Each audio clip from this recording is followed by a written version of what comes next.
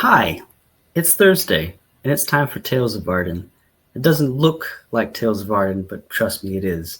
We're doing a little bit of a special run here with these two lovely individuals, which I will let them introduce themselves this time. Uh, Looks like it's me first since I'm up top.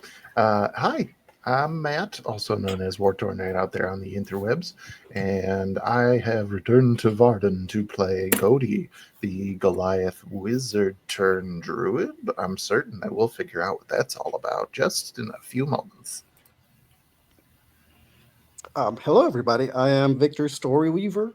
Um, I play a character that may have not been seen in Martin for a while, or maybe many characters that maybe it's just one character, but maybe what? Who knows? Um, for the purposes, we can call them KD or Dorset or Harpen, as I marked over here. They are, to the best that I can describe, a very skillful spy and influences the world around him through secrecy, espionage, and stealth. We're excited to explore some themes and stories this evening outside of the regular party that's been going on, kind of behind the scenes, while our main party has been going on a world trotting adventure on the high seas. But in the meantime, on the mainland, what's been happening? That's kind of what we're looking at tonight. This week, we also have Tuesday, Wednesday, and Thursday coming up. We will have Edge of the Empire on Tuesday. Remind me. Oh, I'm embarrassed. Um, Hang on, I can tell you. I cheat. Valley of Endless War on Wednesday, and then Tales of Vardin again on Thursday. To my knowledge, these are best of my ability to understand these games are on for this week as much as possible. Um, I did get there in the end. Yes, that's why I was embarrassed because I know he's watching. DM for that game is watching tonight. So Valley of Endless War Wednesday, uh, Tuesday Edge of the Empire Star Wars, and then Matt, do we have anything coming up in the near future for Dimensional Dial, or are we still planning that out? You're muted, bud. Near future is correct. Looks like at the moment we are shooting for February the 2nd, just waiting on a little bit more confirmation, but just about there. Awesome. So stay tuned for that as well. And I suppose with that, we'll jump right into our story here right after this.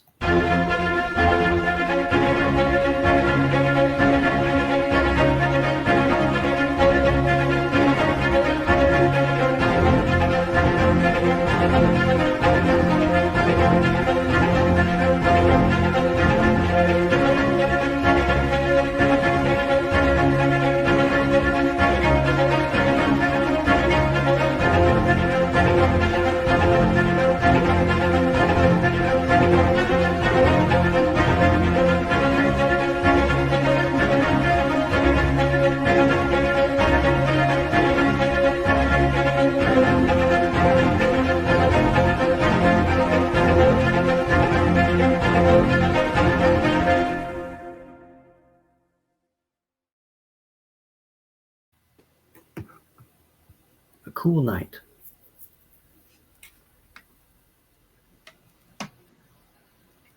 The end of summer. Autumn, right on the heels.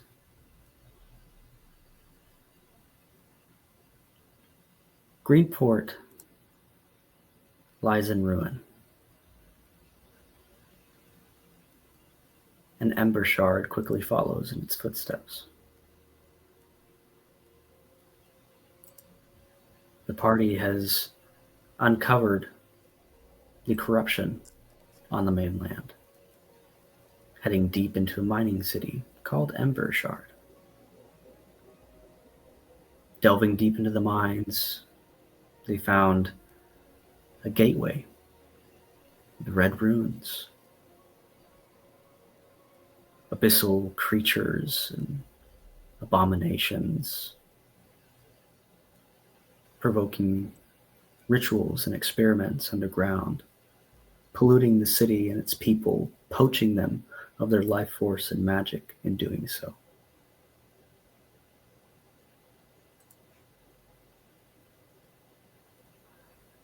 Our party successfully gathers 3 pieces of the Ember Paragon. And after some well-earned rest, some jovial drinks, a celebration of victory against the forces of evil in Vardin, Cody Mimirson begins to distribute the pieces of the Paragon amongst the party.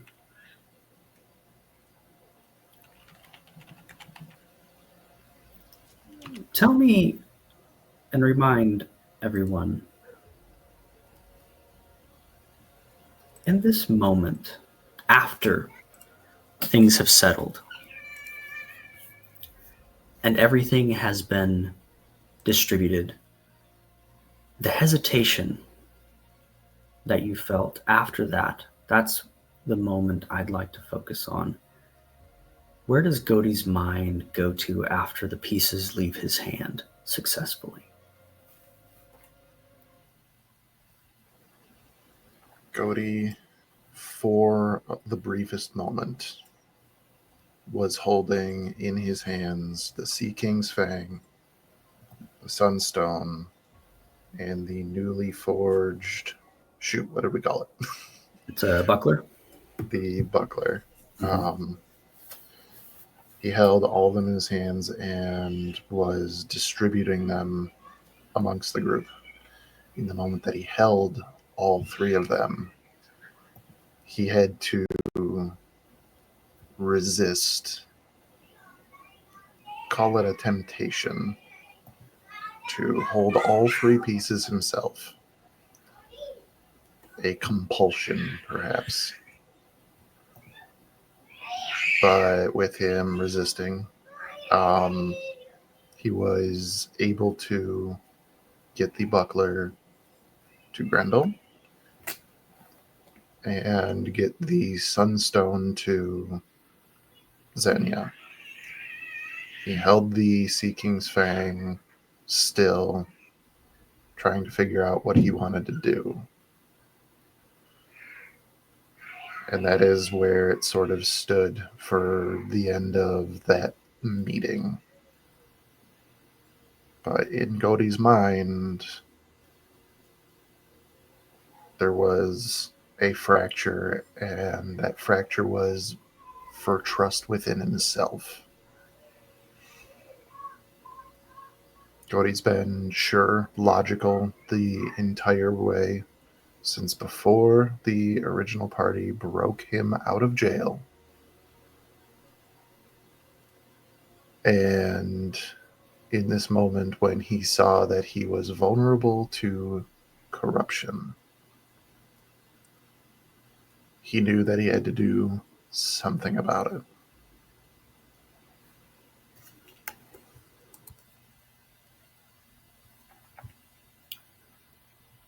Dorset.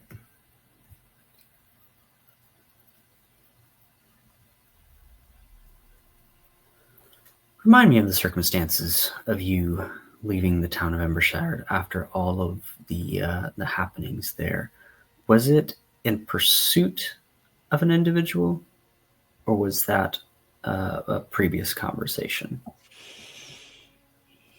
Leaving Embershard was not directly in the pursuit of an individual, um, but there was definitely, when the introduction of a mysterious note taker Mm-hmm. was brought on, definitely was an added to-do list for Dorset of I don't know who or what this is. I don't like it. And so I need to activate the thread to try to find out about this matter. However, the departure of Ember Shard, where in the past would have meant for them to figure out what the activities of his secret organization were and then choosing where best to go physically to support. In this particular case, things changed because of a emotional development with the Dragon Lady Opal and the learning that she is now on her way to give birth to a new generation of dragons. And so all of a sudden, their priority seems to shift as well. They understand that there are still many tasks to be done. There is a personal stake now that did not exist before. Before, it was all about keeping things in order for the greater good, for the sake of the realm, for the sake of balance and justice, and it was all great ideas.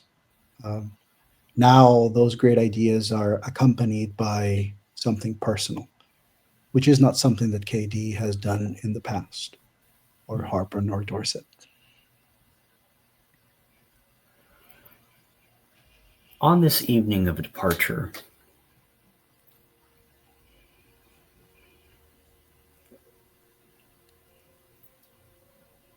you and Opal begin to enter the carriage that will take you towards the outskirts of town. And there's a plan from there to get to Moonshiver. What it is, we'll discuss.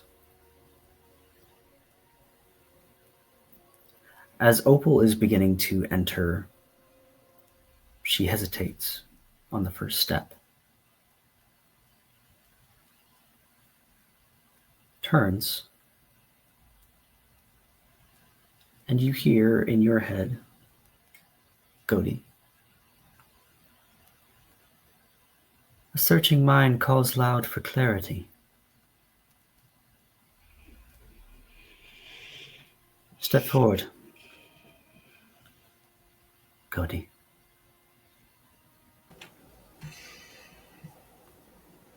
Cody absolutely would step forward, probably at this time, just taking in the night air to try to clear his head. Continuing in your head, Cody. I know that look. The Paragons called to you, didn't they? I warned you that these pieces were not meant for mortals to bear. Her face softens. Don't take this as a chastisement, or an I told you so. These paragons are made from pure cosmic power. Even those who have no desire for power or gold succumb to their allure. What broke the paragons long ago was not its own power, but that of the corruption of Zion. That corruption still lies in these pieces. It was not your own greed and ambition you felt. It was Zion's. If that is any consolation.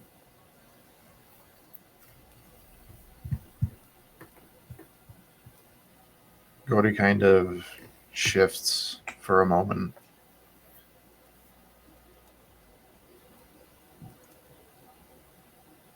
Whether or not this influence came from within my own soul, or from that of some long-departed god,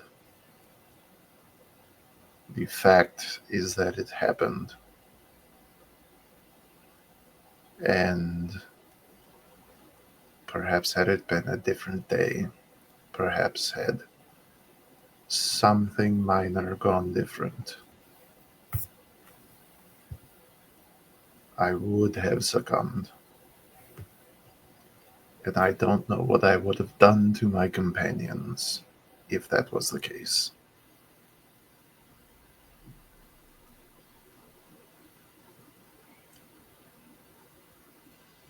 I cannot have that chance. So what do you need? And are you saying this out loud, or are you returning mentally? We're only observed by Madame Dorset, right? Mm-hmm. Whom is trustworthy, as far as I know. So, yeah, just being Goaty, he probably would have responded out loud.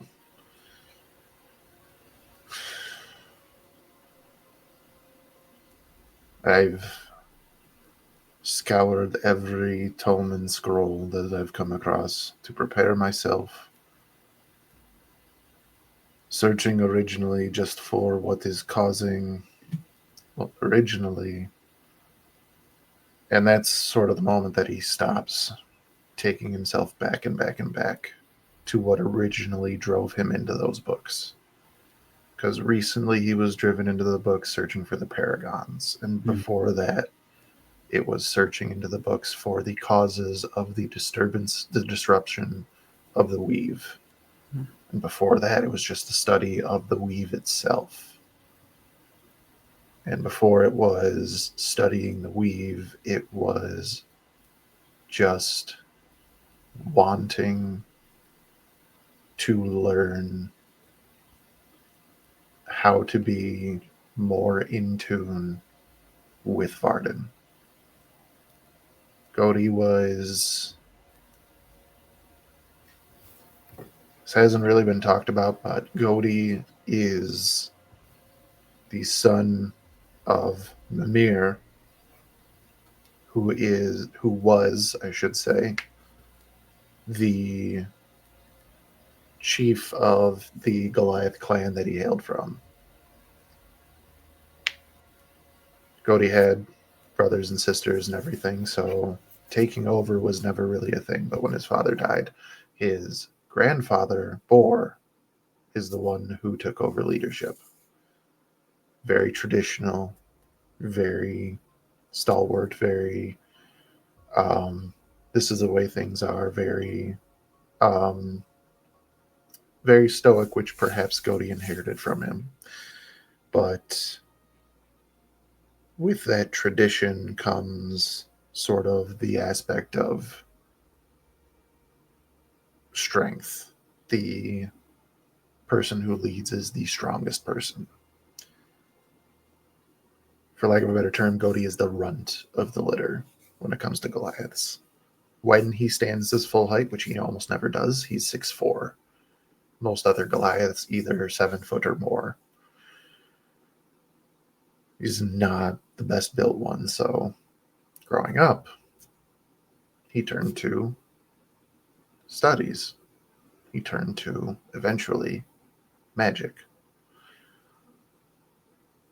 So, getting back to that very first moment that drove him into his studies, Goaty has that moment as he sort of stopped mid-sentence talking to Lady Opal. And he says,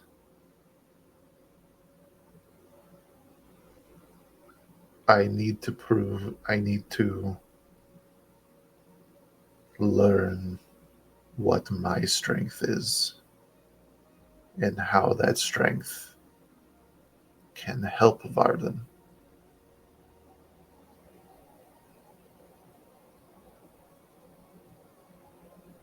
Lady Opal, I feel I've been confused. For now, I feel I am more in tune with tomes and scrolls than I am with Vardin.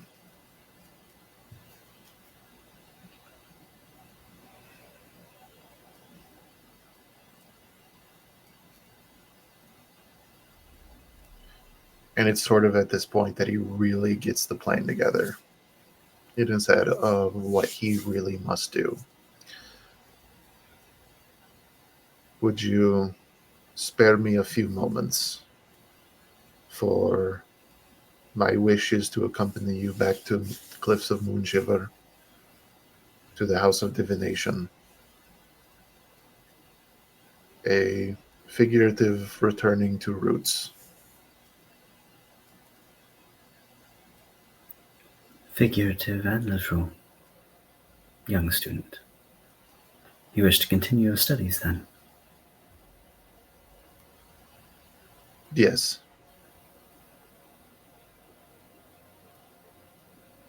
I wish to apply what I have learned now to what you taught me back then.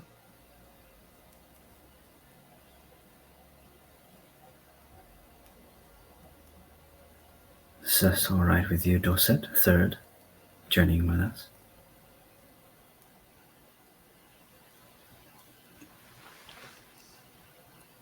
You currently you have seen basically Opal was about to go up. Dorset was, hand had already like held Opal's for them to get into the carriage, and then they paused and turned.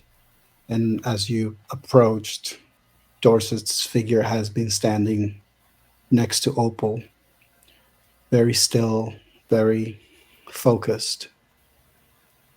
And as that question happens, you hear a familiar voice, very similar to Dorset, yet not Dorset's.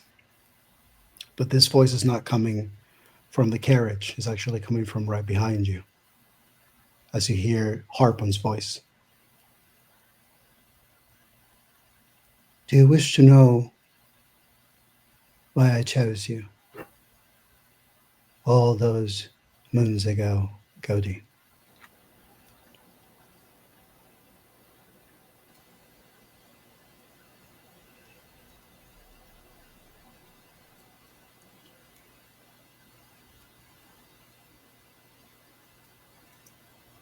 He opened his mouth to say no because the logic that he swears by is that regardless of your reasoning, it's led him here. But that original curiosity that he has just started talking about again, and how he wants to understand.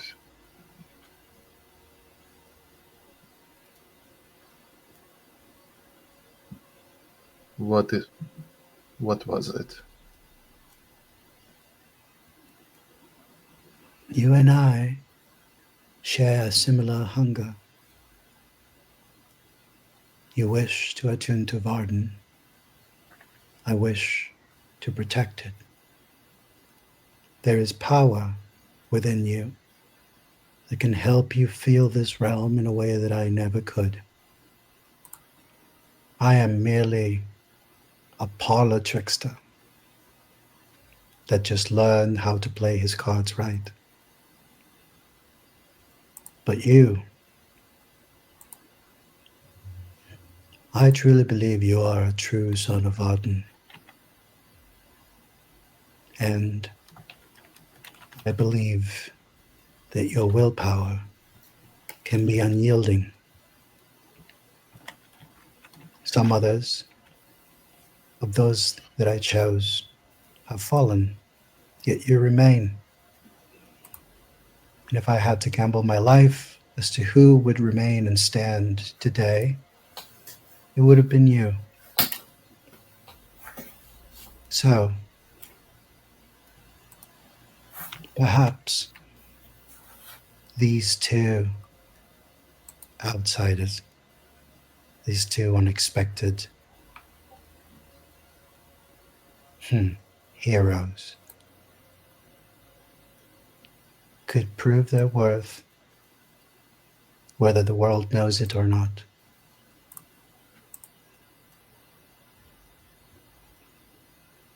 There is a reason why I act in the shadows, and it is not for the sake of deception, but because the idea of Vardin is much greater than me. And were I to fall, I wish not for the idea to fall with me.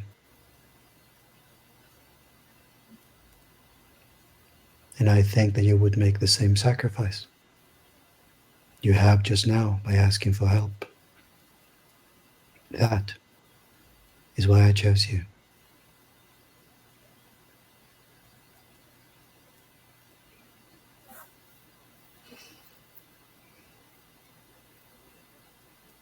He takes a deep breath and considers.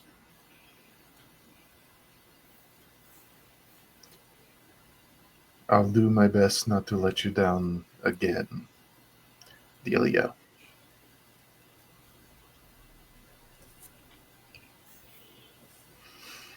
I know you won't. Cody nods, turns his attention back to Lady Opal, and just says, I cannot leave without saying anything, so give me but a moment, and I shall return. She gives a nod and tells you that they'll wait. Cody returns inside the inn where the rest of the party has gone to bed for the evening. He rummages through through his bag and arranges a small, neat pile of various items onto the table nearby. And then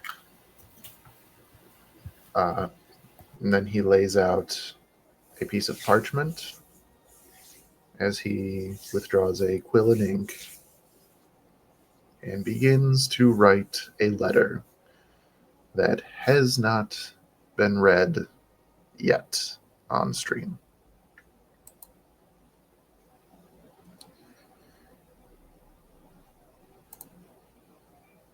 And that letter reads,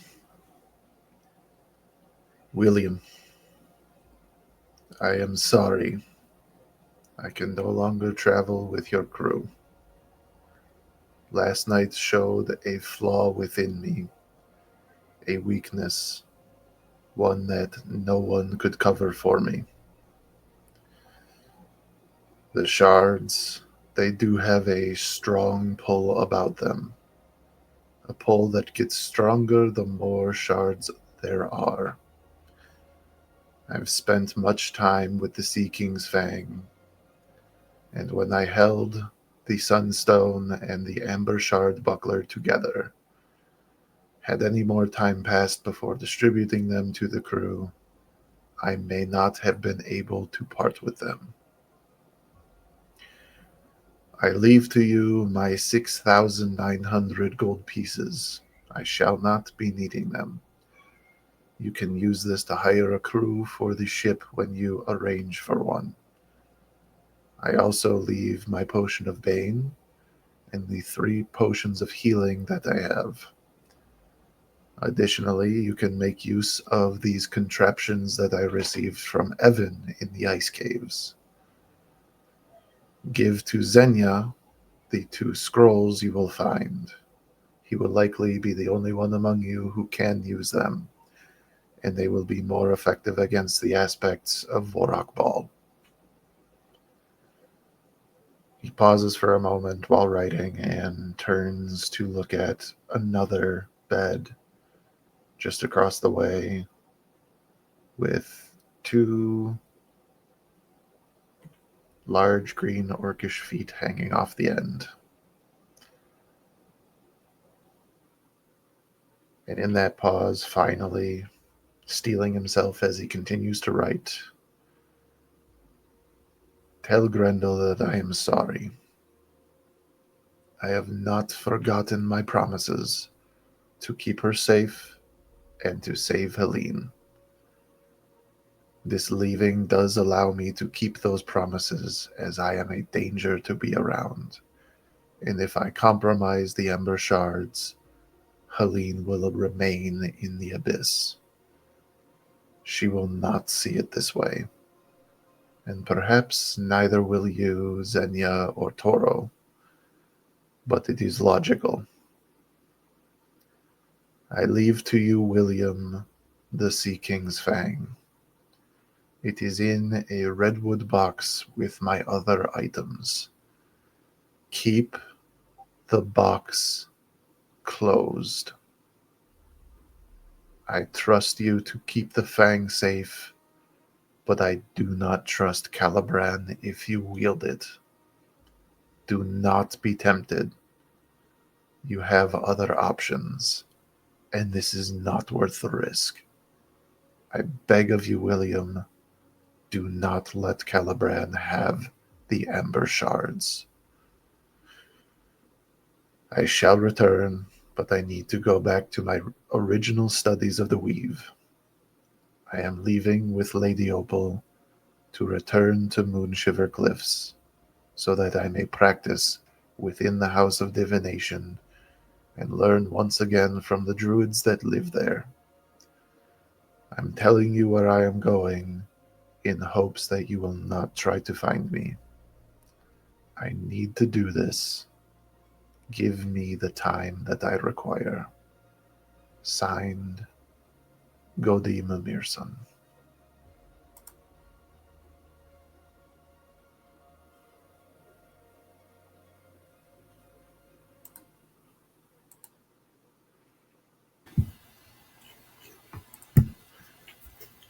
We wrap that letter up into an envelope. Just address it to William on the front and set it on the table with the rest of Godi's effects before using Vortex Warp to teleport back outside.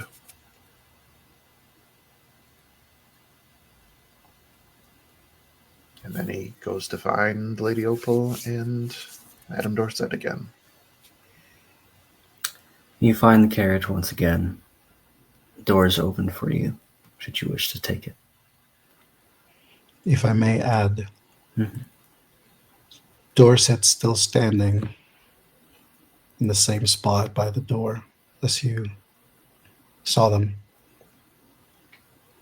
And as you reach the area again, they sort of just gesture for you to go in. He just a quick curt nod and enters the carriage. After you do, you see Dorset stepping. Once you enter, you realize that Opal and Harpin are inside. And as you do, Dorset follows, enters, and proceeds to sit where Harpin is, and the major image blends into him.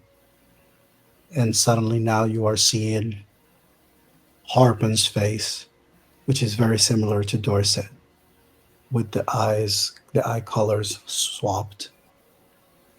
As they look at you for a moment, and then they reach, close the door, hit the side of the carriage. Travel continues through the night.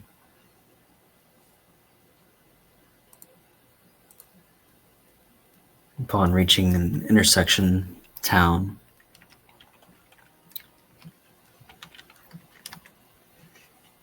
Harpon,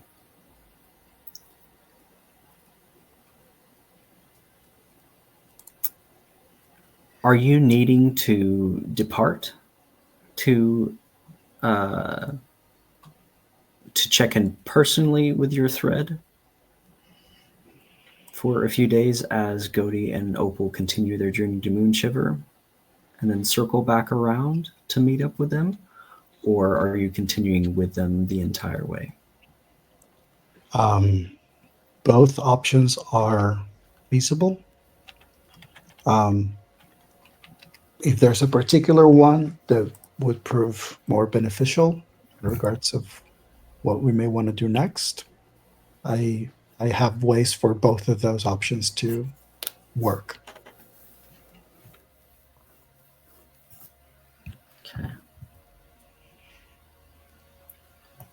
Which one would you rather do? I would say with Cody now being part of the journey, I think Harpen would feel a little more comfortable stepping away for a few days. Um, and I think part of that would be he wants to take advantage of, while the trail's still hot, of that individual. And also in a way to sort of check with the threat now that certain threat that was once upon a time a member of the threat is now gone. Hmm.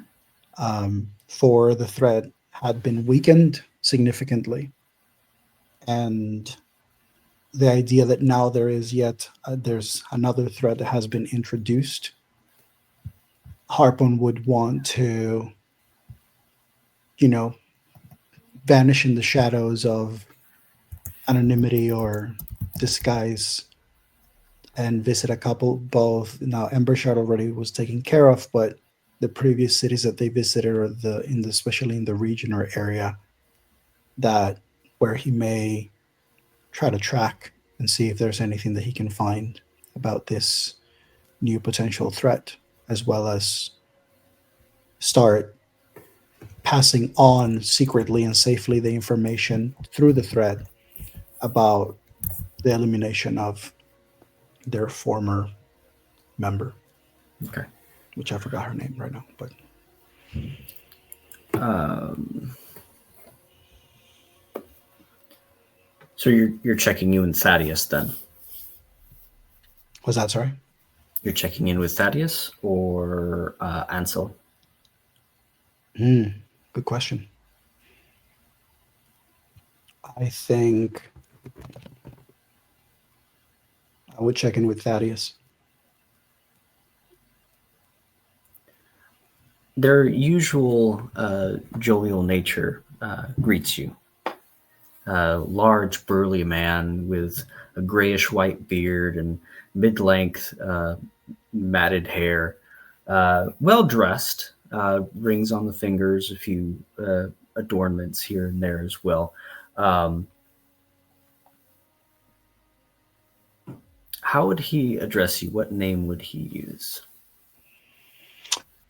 I think Thaddeus is very much aware of how picky and how demanding I am when it comes to secrecy. So they literally just call me lad every single time. They've gotten used to it of not calling me by any name or any like particular nickname. So everything is generic Okay. when it comes to that, because chances are also that depending on where we're meeting, Harpen may not even look like Harpen. So there's always that too. He puts his rough hand on your shoulder and gives it a pat, and expresses how happy he is to see you. Hello, lad. It is nice to see you once again, friend. Please have a seat. We have some things to discuss, of course. I Plans are agree. progressing as needed, of course. Is there anything in particular you would like to cover first? I suppose. Um, what's her name? Why do I keep missing her name? Our changeling individual. Mm-hmm. My notes are killing me.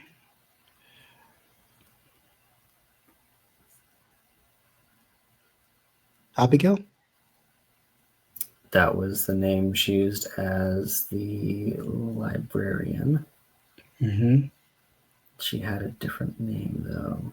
But yes, we can go with Abigail. I think he would use Abigail for the sake of actually not saying her actual name. Thaddeus would know by this point. The information would have gotten to him of the pseudonym. Mhm. Um, and I think the way that it would say, just basically say, well, first things first. Um, I suppose it was worth mentioning to you that I made sure to request for Abigail to retire permanently. Yes, of course. Absolutely. I completely agree with that decision. Nevertheless, must say that some of the damage she left behind may not be mended as quickly as we would wish. It will take some time. Indeed, Embershard will survive. However, there are many possibilities of what's to come. I'm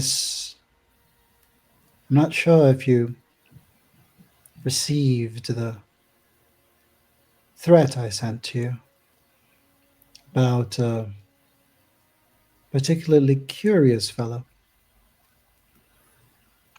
Yes. Handsome devil, of course. Um, there is there is some news in regards to that. We're beginning to deal with very tricky things, very messy. I see. We have name, Trevor Malfoot. Alpha. As to the connections, they are like spiderweb. There are almost too many to count. Lots of fingers in pies. Well, may the gods forbid someone decides to start chopping fingers off. Mhm. Yes, lots of connections. This one, almost as many as you.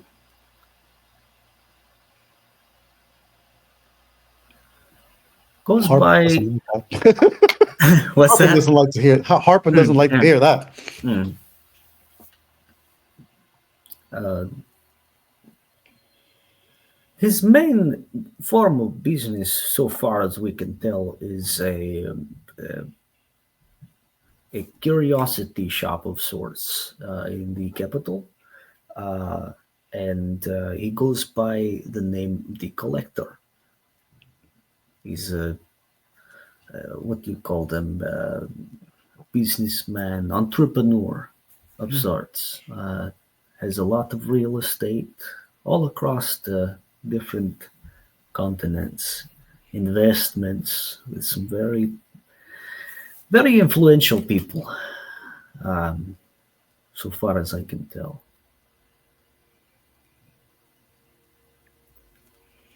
There is something about him, though, that reminds me of you, in the fact that I have feeling Trevor is not the real name. I wouldn't expect it to be. Never that easy. Never that easy. Well, I suppose since we are discussing the matter of baked goods,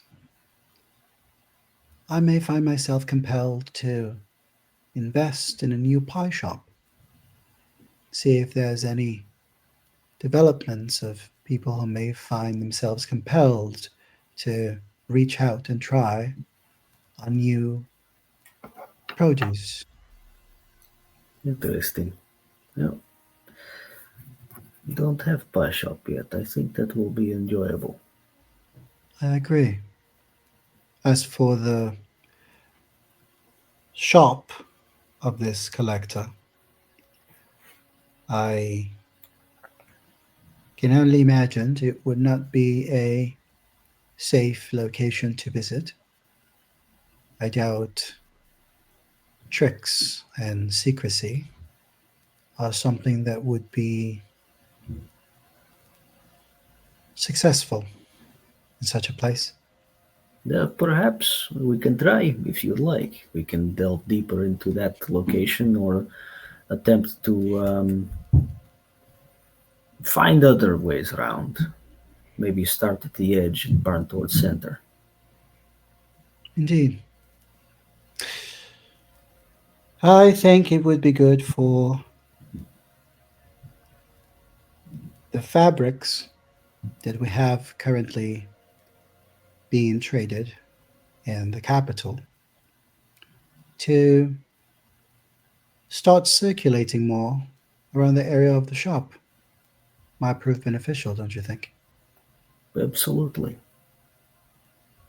However, I do not think there is a need to offer fabrics to a collector's shop, merely to be displayed, or rather kept at a distance. That is good place. Set up stall. Be nice. Good. Do you have something for me?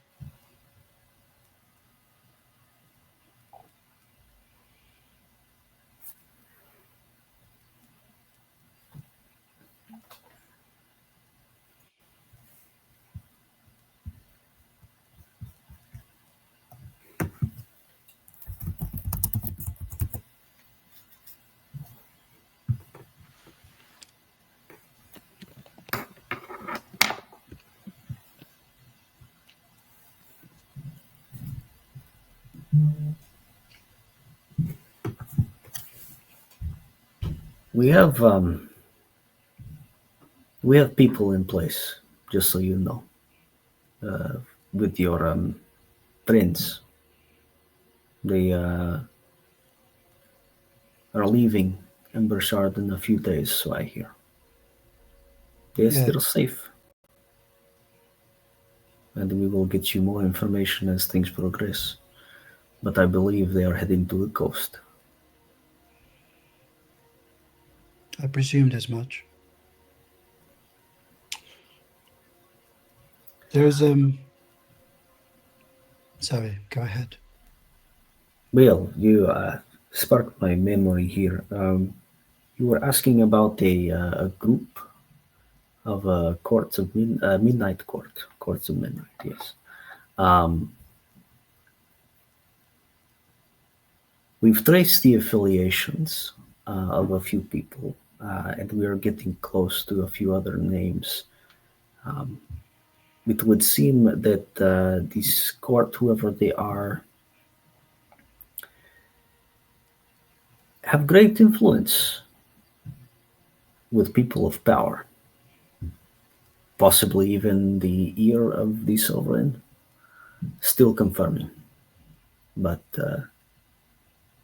this court might be the government behind the government. Hmm. Something to think about in strategies of how to approach that particular scenario. Indeed. I wonder if they will ever find themselves curious as to how much influence they could gather should they befriend Madame Dorset. Or try. Would you like invitation to this court at midnight? I don't see how that would be a bad idea. Could prove beneficial, enlightening even. We'll work on it. Anything else you need, lad?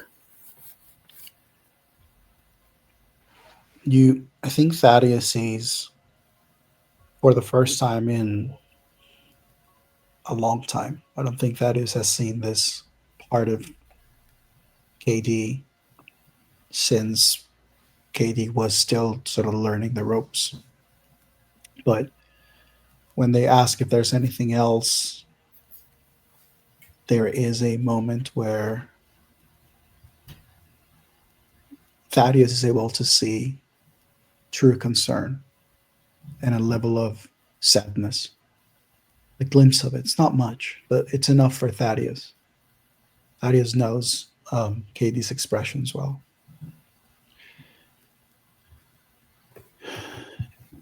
It was. We lost many, Thaddeus. Abigail. I should have known better. I should have kept a closer eye.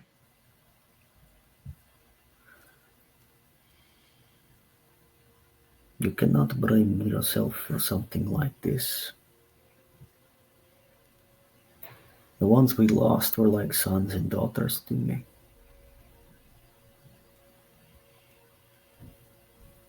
But do not put that weight on your own shoulders, on top of trying to carry the world. There is nothing you could have done, or anyone else. We are still mortal, and not all-knowing. As much as you would like to think you are, lad.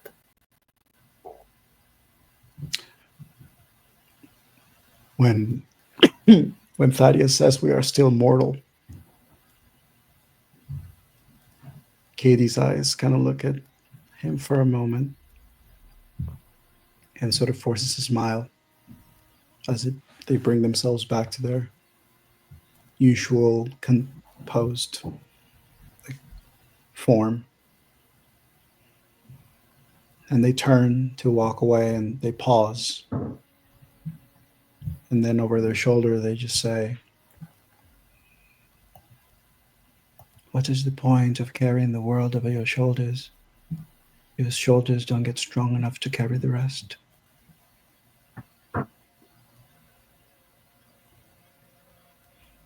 See you later, Thaddeus. And as they step out, the next walking person crossing, they're gone. Godi, while Harpon is checking in with his thread and his secret society that spans most, if not all, of Vardin, you continue your journey with Lady Opal over the next few days, reaching the foothills of Moonshiver, passing by farms, villages, towns, within miles of where the monastery sits at the top of Moonshiver Cliffs. And there you are at the base with Opal.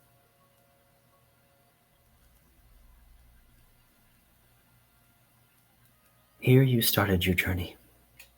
These steps look familiar to you, most likely. Get to know each and every one as you start your journey once again. And she will begin to filter and fade and teleport to the top to wait for you as you make your journey up.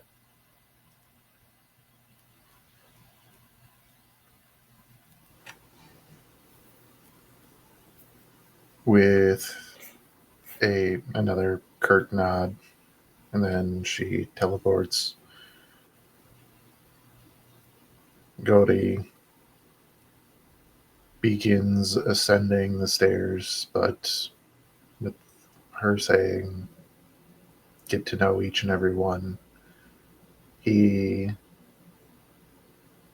ascent is slow, not like a crawl, but he does his best not to rush, doesn't skip any steps, anything of that nature. And his head's always looking down at each step rather than looking up at, like, where perhaps the next switchback is going to start, or how many steps he has left to go, or anything like that. Just focusing on the stair that he is on and the stair that he is moving to. As you continue each one of these steps, you're looking down. There's things that you hadn't noticed before. This place is already pretty high elevation. A cold, frigid wind every once in a while blows by. You don't feel it as much as most would, just because of who Godi is. However, there are things between the cracks of the stone that are growing, small blades of grass, a flower here and there, that really shouldn't be here. They shouldn't survive, and yet they persist. In conditions not meant for them, they continue. You remember these stones from the first time you climbed. A set of 10. And on each stone, a rune, meaning something different with each one. Many at the monastery would take this journey from time to time as a form of meditation, stopping at each stone, meditating on that rune, and moving forward. With each one of those, you also notice at different increments other carvings, other runes, things you hadn't really noticed or seen before that begin to speak to you more with each step that you take. And by the time you reach the top, you feel as though a weight has been lifted from your shoulders. That compulsion, that greed washed from you as you reach the top to the familiar monastery of Moonshiver Cliffs. You were permitted to enter past the small, humble wooden doors into the mountain, through the carved halls of ice and stone, familiar, yet changed somehow.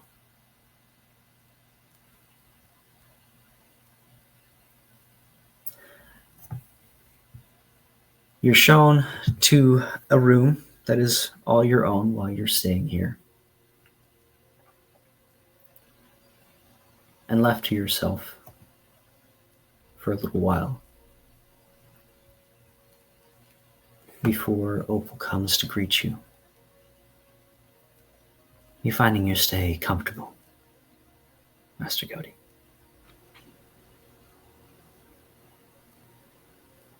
He's probably still like setting up little bits, like the little things that he needs. Probably setting out the cloth that he uses for divining runes, and stops to turn to her, nods. It is just as I remember.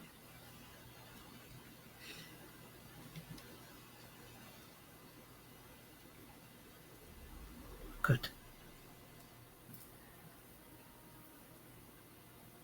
Now, regarding your training from before, you weren't under my direct tutelage.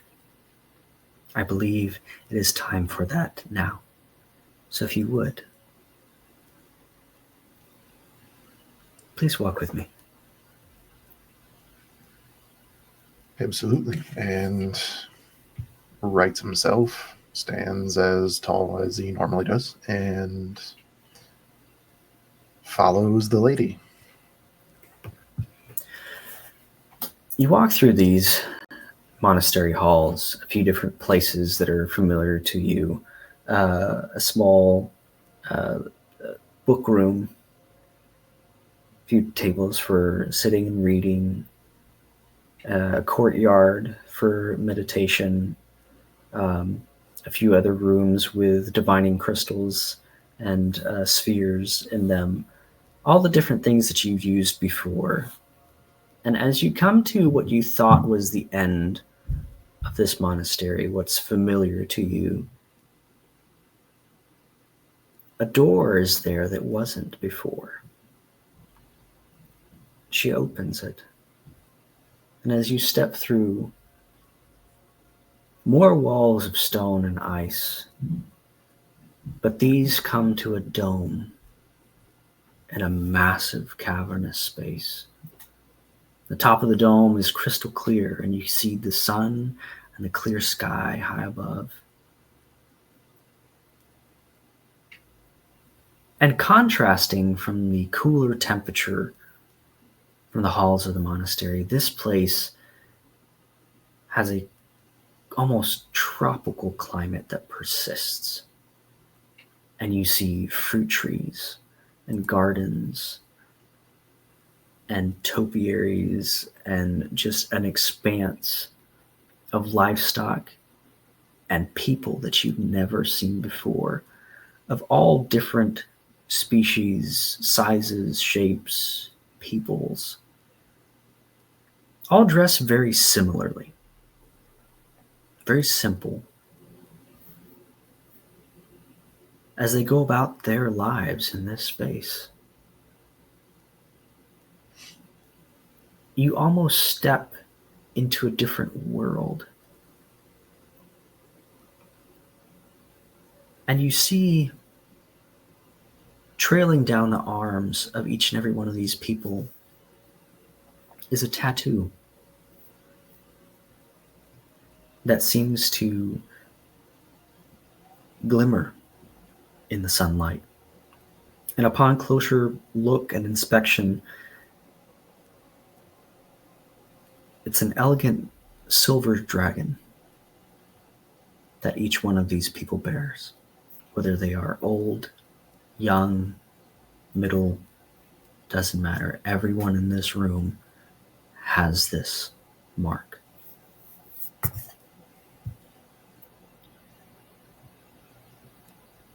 Do me a favor, Master Cody, as we walk here. And as she does, there are people that come and like greet her and just take her hand and put it to their head and move along as you move through this space. I want you to look. I want you to look deeply. I want you to look past what you see. This is the House of Divination, after all. Look underneath the now happy faces of these people. Who are they?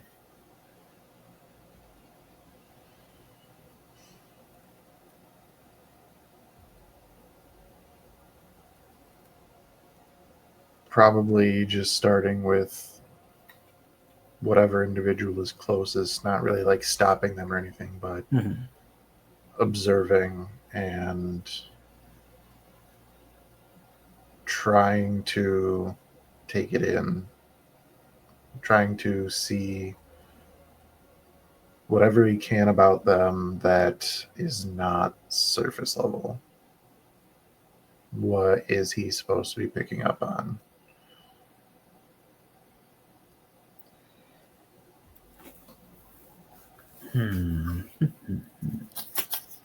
Roll me.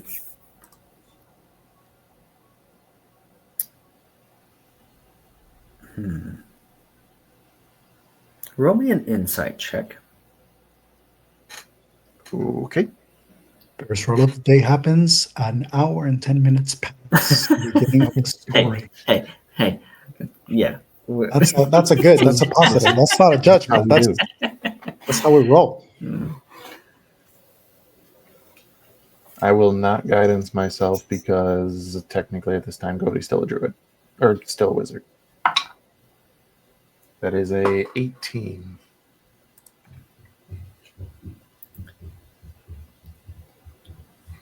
You look, and alongside the markings of this individual that he has, the silver dragon on the one arm. On the other arm, behind the ear, on the forearm, there are other marks, other tattoos, other things that denote this person as being someone who lived a life of poverty, of being an outcast, of criminality. You look at another one, and it's as if you are able to see past who they are now into who they used to be. And you begin to pick up on the fact that each and every person in here, as you continue looking and picking up on small details here and there, these are the leftovers of society, the ones that have been outcast or left for dead, mostly under the weight of collateral damage.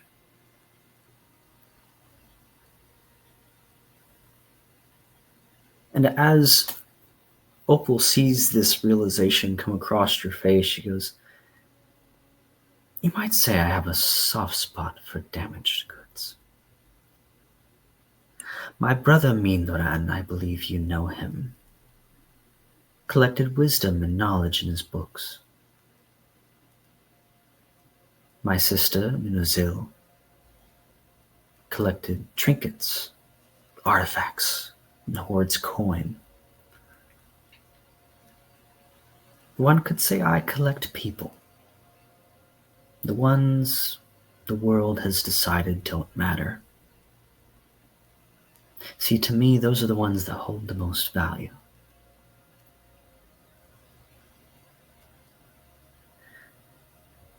I had thought after all these years that Minduran had perished. And she looks very deeply into your eyes, as you almost feel yourself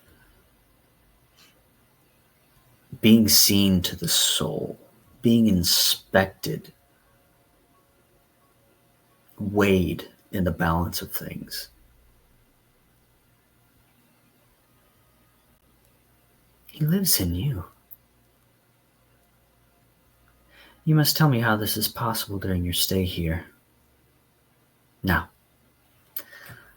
let's see about getting you centered, shall we?"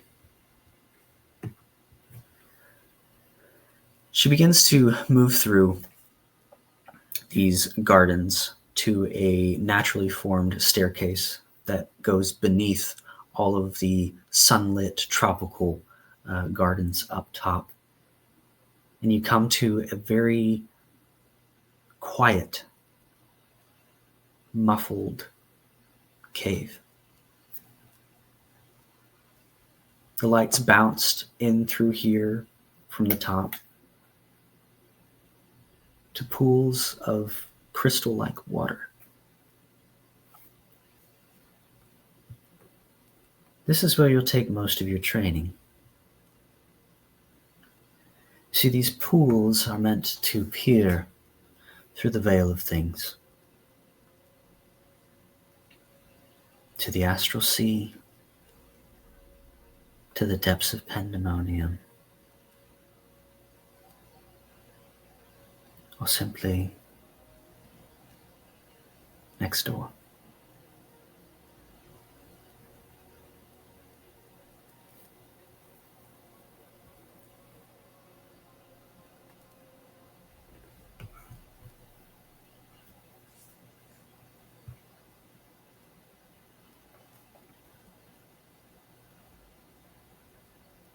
Jody considers what was just said, and the immediate thought that he had was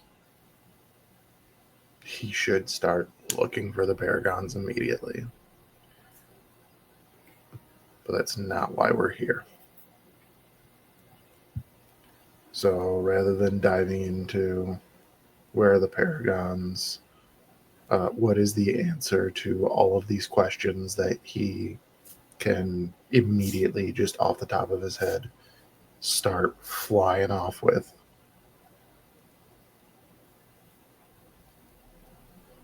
Instead, he steels himself and just simply replies, Where shall we begin?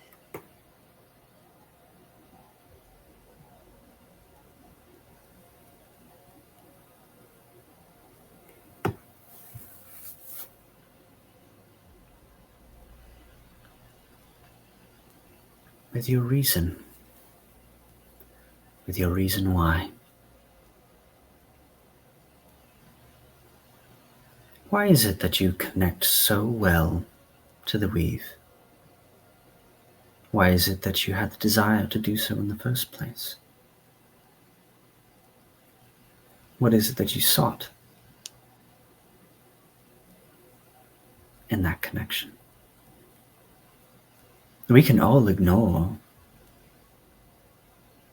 Milo's weave and continue our days oblivious to it. And some would call that life bliss. To not know power, to not struggle with the decisions of how to use it.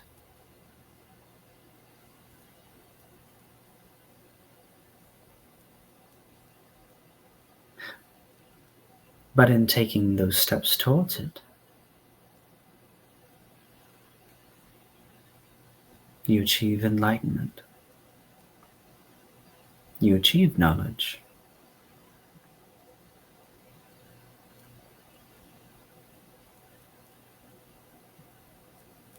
But what, and this might be a question that you need to answer while you're here, what is more important than knowledge? This is something I asked my brother Mindoran one time. And he still hasn't responded.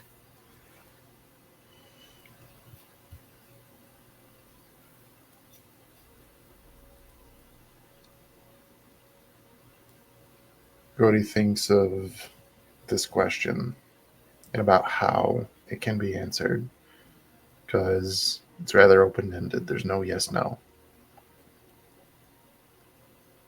And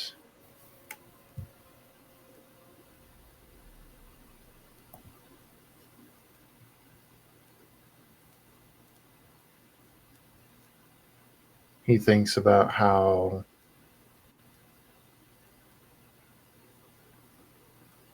what's more important than knowledge. He thinks about how she might answer it, which he would think people are probably more important. But that doesn't seem 100% correct to him. He would then think of perhaps it's not knowledge but understanding, because to know something and to understand it are two separate things. And as he's coming up with reason upon reason upon reason about why he should answer in this way or that way, this whole process has been Godi trying to rewire how he approaches problems, Mm-hmm. because logic is not always the correct answer. And after he has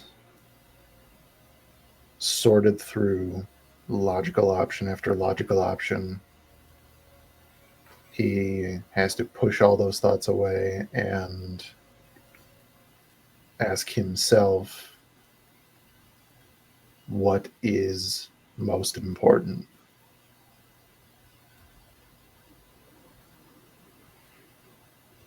After taking that moment, closing his eyes, taking a deep breath, and really trying to think about it,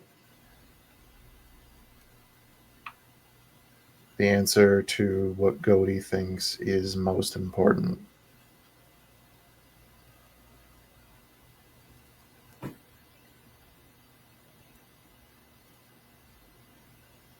what is most important is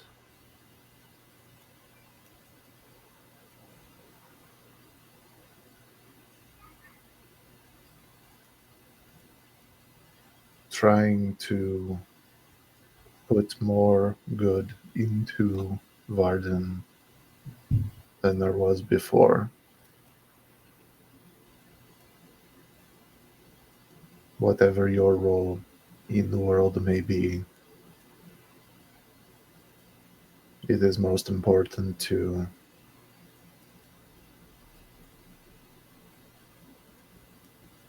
try and help others, try to help Vardin.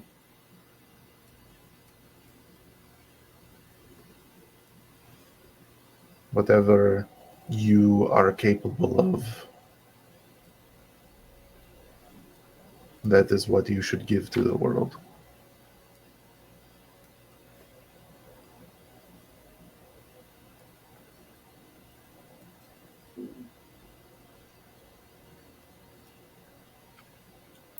An interesting perspective. Our time here will be fun. I'll leave you here for a bit to do as you wish. This room is open to you should you need it. I have some other matters to attend to while you're staying here, but don't hesitate to ask for me should you need me. Of course.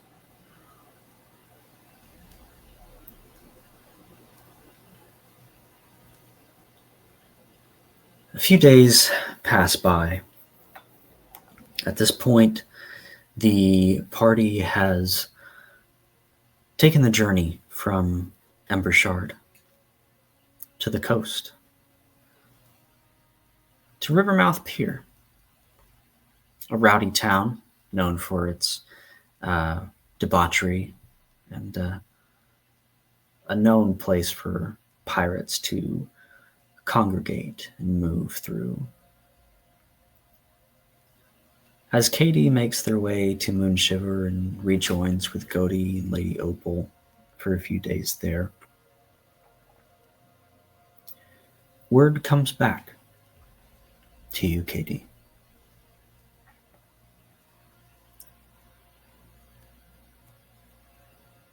Through the thread, it reaches you. Someone is looking for Nisatkir. Someone is hunting them. A name comes across your desk. Balasar the Cruel.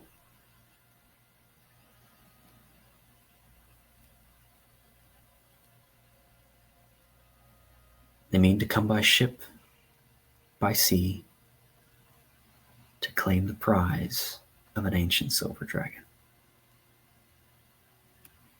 Try. You can certainly try.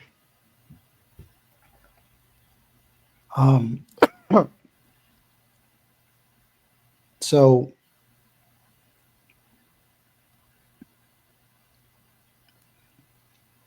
there's something that happens in the immediate moment when Katie learns this information, which is Katie learns this information, and then they become very still. They notice in themselves that their fist is very tense, very tightly pressed. And it's one of those self-realizations of a compulsion wanting to come out, which is not something that Katie does. Everything is calculated. Everything is level-headed. And this information has given them a desire to act from what he feels is more a place of passion than strategy. And so it it takes him a moment, just a brief moment. It's very in the from the outside, you would see nothing but a still figure suddenly looking at their hand, sort of gesturing for a moment and bringing it back behind their back.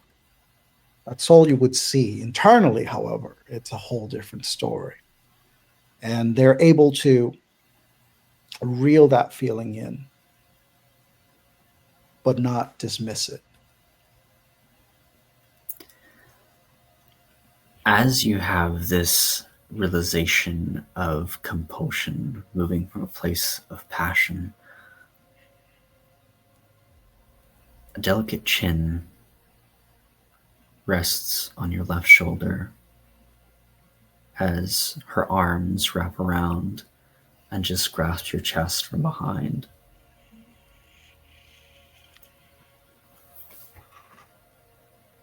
What's the matter?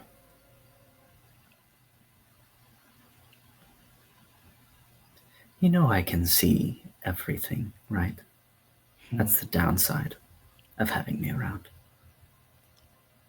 For somebody else, that would be considered a downside. For someone who wants to keep tabs on everything, I will take your sight any day.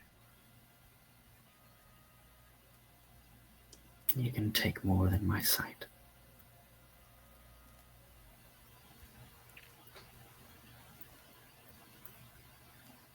Katie has a moment where their hand just rests on top of hers.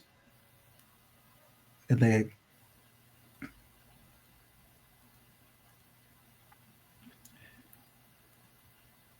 I'm going to need you to trust me when I say we must prepare Moonshiver.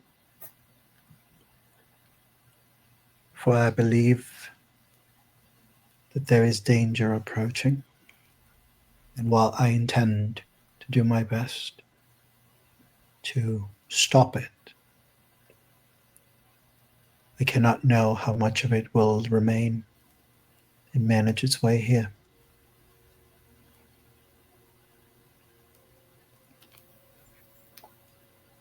What sort of preparations do we need?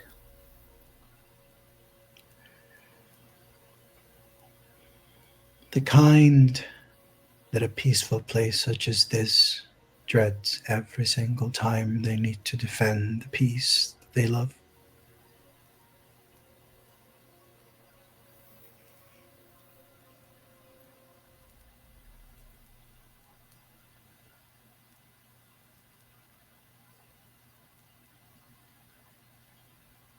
This is my home. I know. And any who would enter with ill intentions will be dead at my doorstep. And I will be the blade you wield.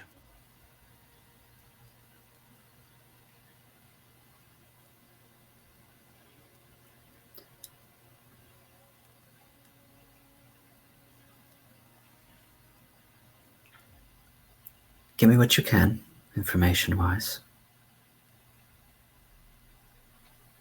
We'll make sure we're ready.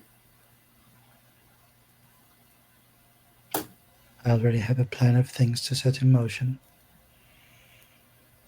And will share with you my thoughts on what to do to make sure the people here can be useful and be as far as we can from true danger.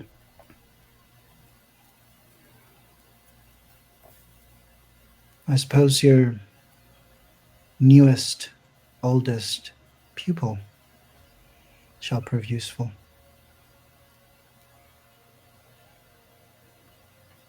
If they can gain some perspective, perhaps. You know me. And then they grab the hands of Niz and kiss them. I am nothing if not helpful for people to gain perspective. I lose it. I think a different kind of perspective is what they need. They are your student.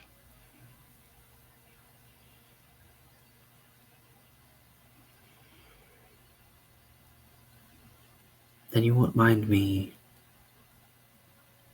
flying for a bit.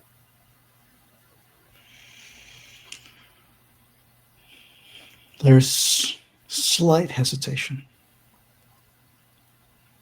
This new threat, these new feelings.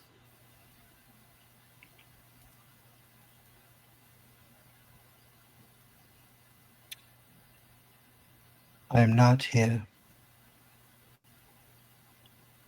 to restrain your freedom, nor that I believe I could if I wanted. However, I hope that you practice caution after these news. Of course.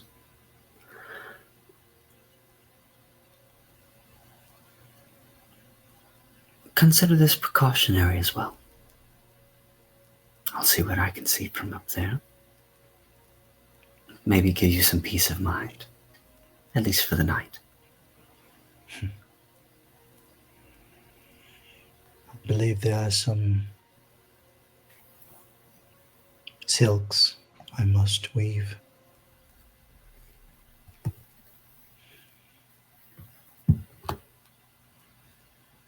And go.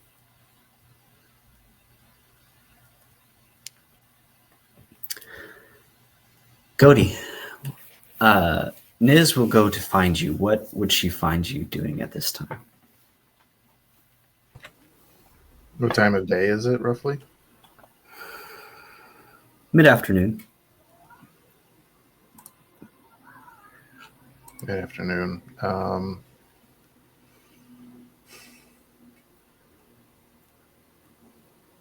See, it's interesting. I have to think of Godi as a druid in this moment.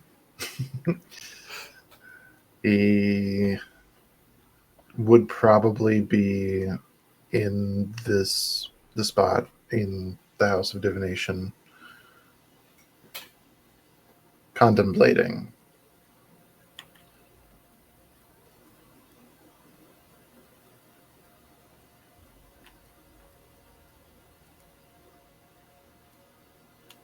Yeah, that's about all that it's going to end up being as, is just he's contemplating the entire situation and again trying to think of things in a more intuitive way than a analytical way.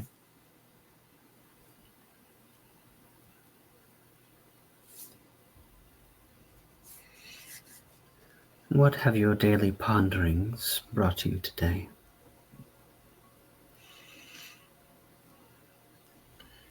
A little bit more than they did yesterday. Well, that's all we can ask for.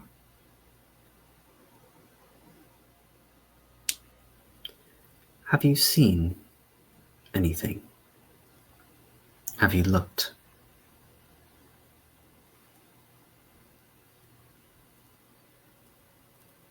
Gori would have looked to. He would have started trying to bring this as base as he could. And again, just as a refresher, this is a sort of divining pool, basically. The first thing, just trying to get really into all of it. First thing that he would have done when he finally decided to use this would basically be show me the weave. Just trying to see Vardin from that point of view. Or at least as much as this could show. However it would have interpreted that remains to be seen. But it would have been sort of follow-ups from there, just trying to like whatever aspects of it that sort of stand out to him, basically asking for more of a understanding of that. However,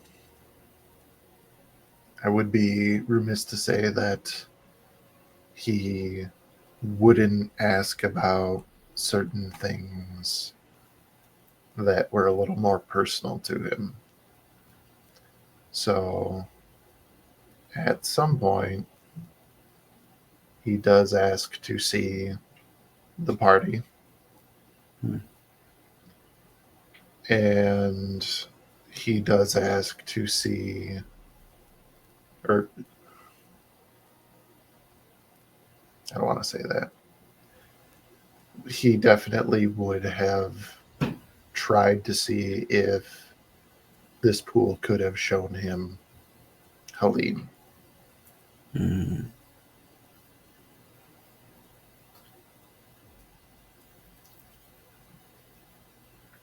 You get a glimpse of the party.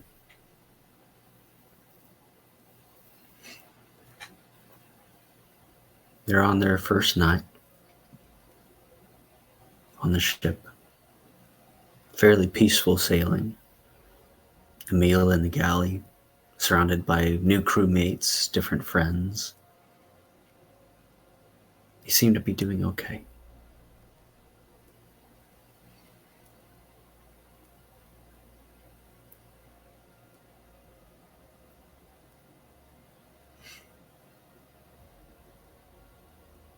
As you try to see Helene,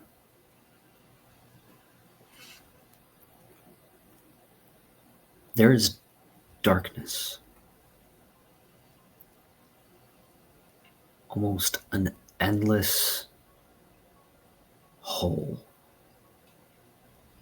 that pulls you down into it. How far do you want to go to see Helene? That's a question.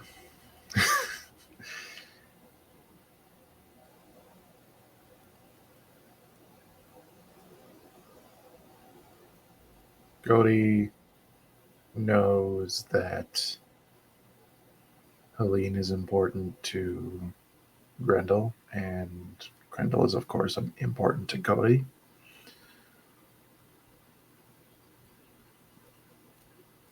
He absolutely would try to go as far as he is able to. Okay.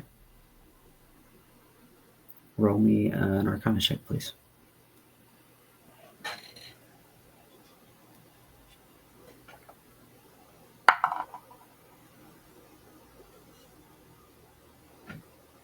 That'll be a 26. 26.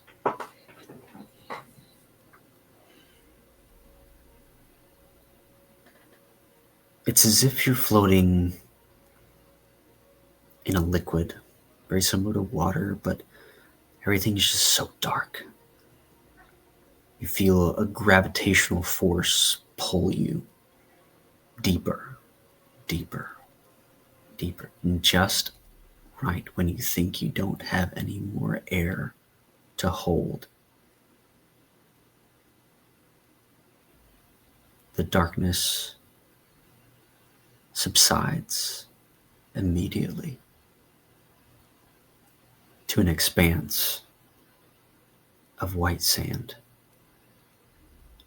The ground is arid and cracked, barren wasteland,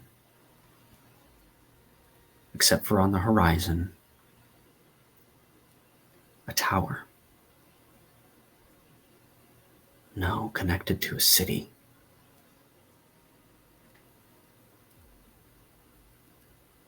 But it's all upside down. There is a mirror mountain range in the distance that seems to occupy both the land and the sky. And this tall spired tower gleams in the distance. You're pulled to it. And inside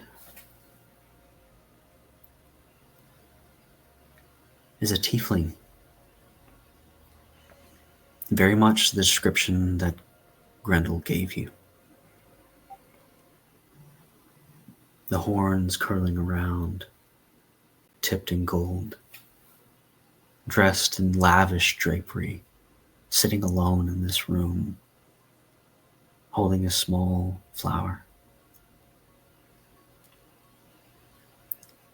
A dahlia. And around her neck, an elegant necklace, on the very end, a small bead of amber. It pulses, and this is what sends you back out to yourself in the divining pools.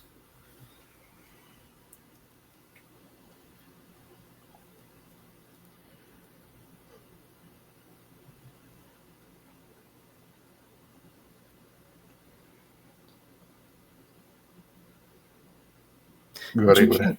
Go ahead, Go ahead. please.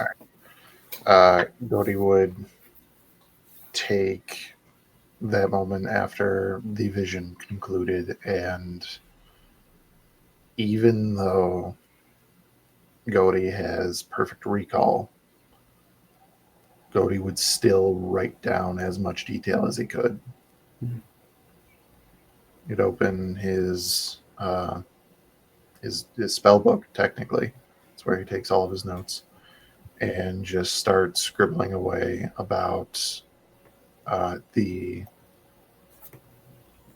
depth of inky black, the white sands in a arid wasteland, the tower / city on the horizon upside down, anything that he could glean about the room that she was in, her general appearance, and then the last thing that he writes is necklace, comma, piece of the paragon, which he underlines 3 times.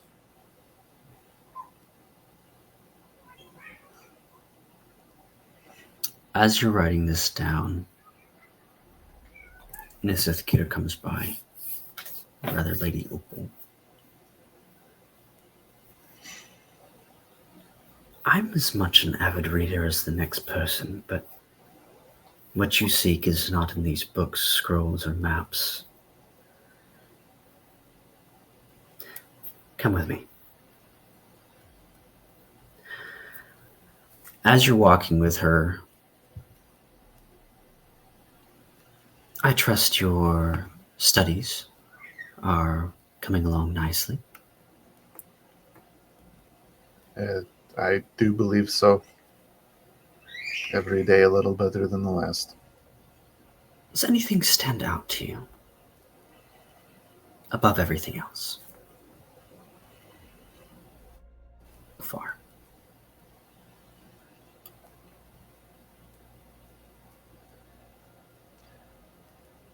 How long has it been since we started? I'd say at this point we're crossing the 4 to 5 week mark.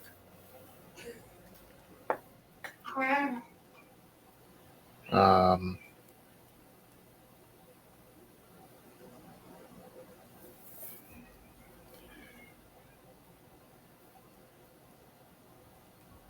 I didn't realize. I knew, but I did not realize how much of a living creature that the weave actually was. It breathes, it has a heartbeat, it feels, it sees, it knows, it remembers.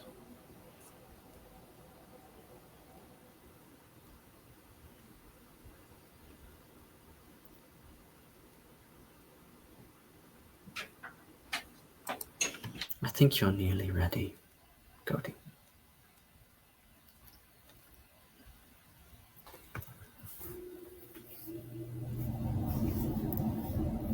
She takes you to a room.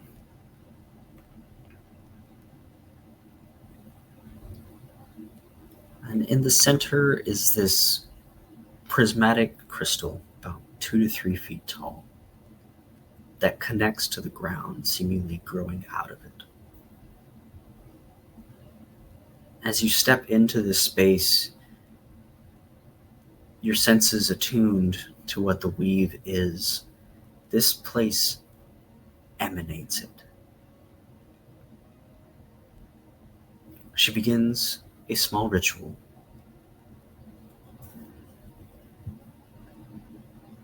And as she does, she speaks with you. We must always remember what we know, but be flexible enough to admit when we are wrong.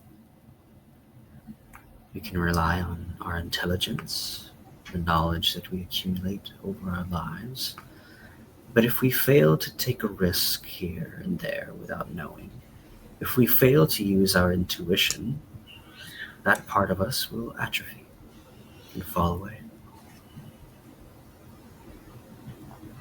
And with that part of us, some of the joys that we may experience in life go with it.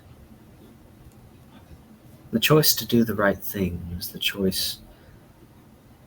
choice ever made because of what you read, or was it because it was what you felt in your heart? The All-Mother gave us our mind, but she also gave us our hearts, so that in unison we could walk our paths the way we saw.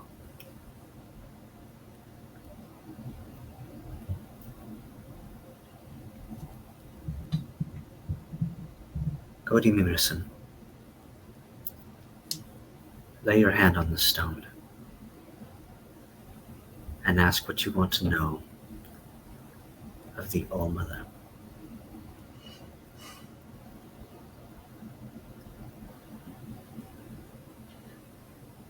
Godi raises his hand and considers for a moment. Then outstretches his arm, his fingertips first making contact, and then the entirety of his palm. He closes his eyes, and he thinks to himself, well, to the All-Mother.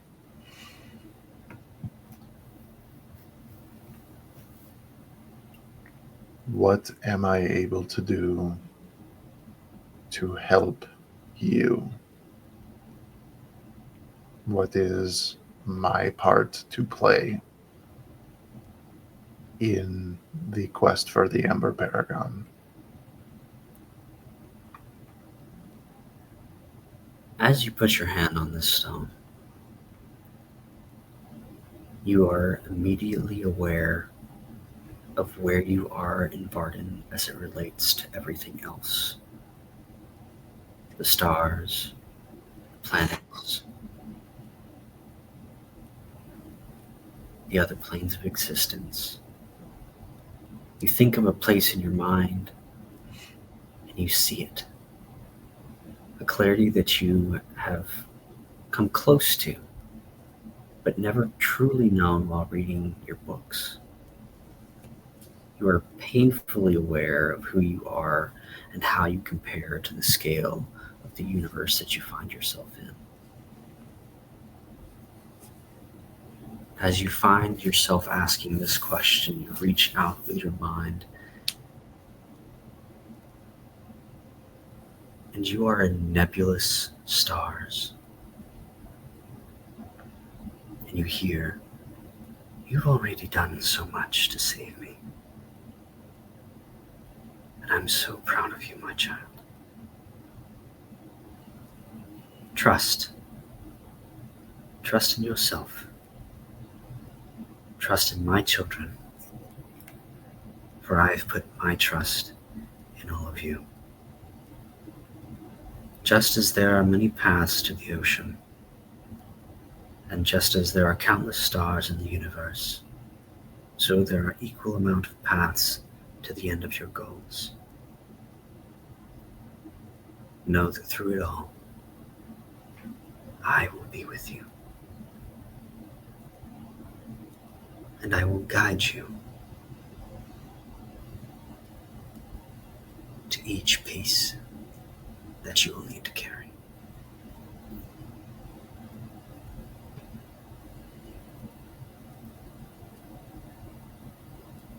That kind of, that last bit sort of met with a little resistance.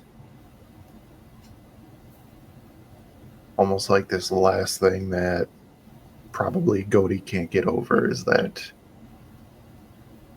doesn't feel like he should carry any other piece.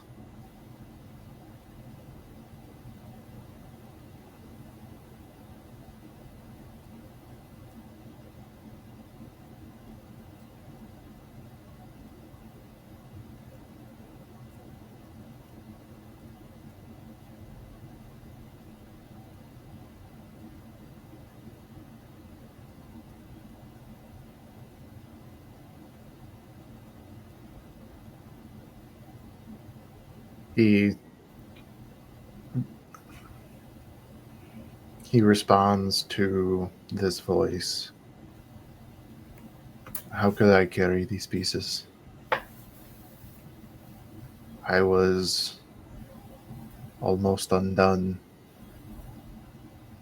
already.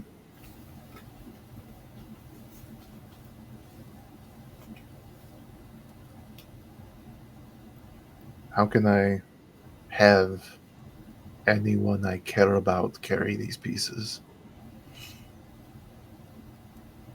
One of the last things I did was hand a piece to each of my most trusted friends, knowing what they did to me.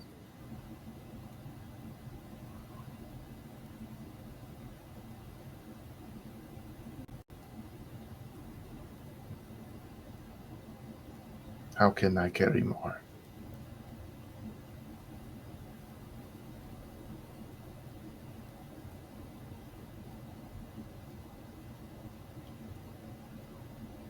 These are heavy burdens to bear.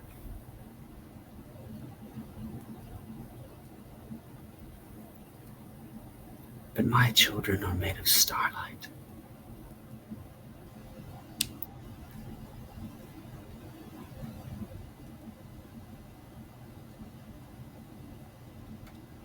And meant for great things.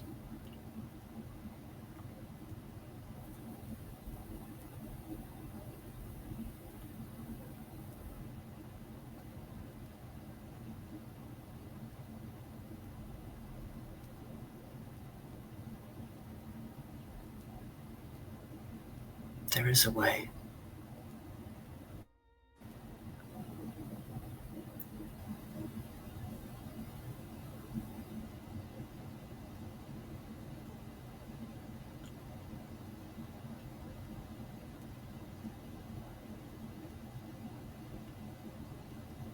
But I would not ask it of you.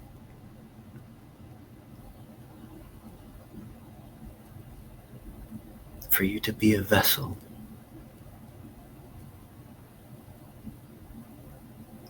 made of the cosmos.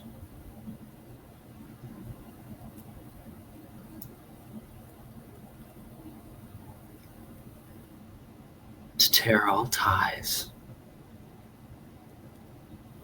with Vardin below.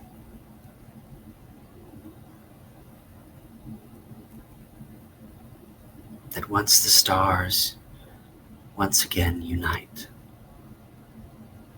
that your task would be done, and you'd sit by my side.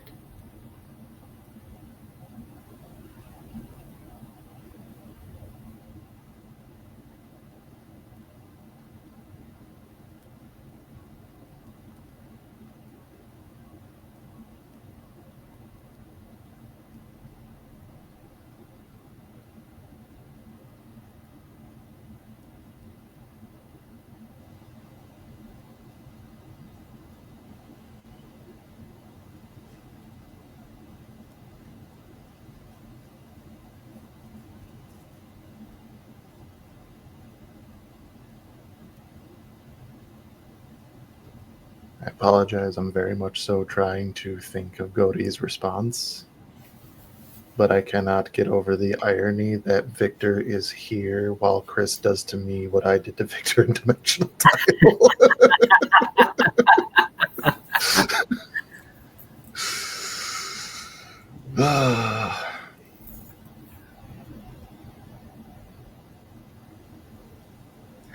Godey's thoughts trace over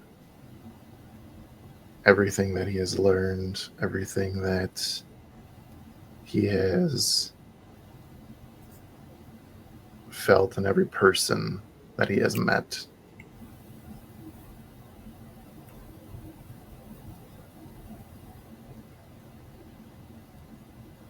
With the last image just being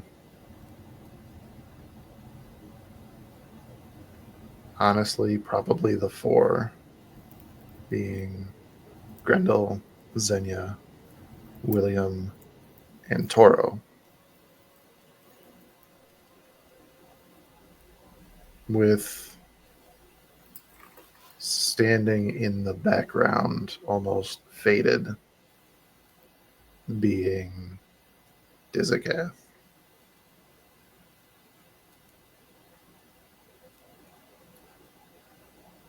And as he thinks about all of this and weighs everything, his response is, if not me, then who?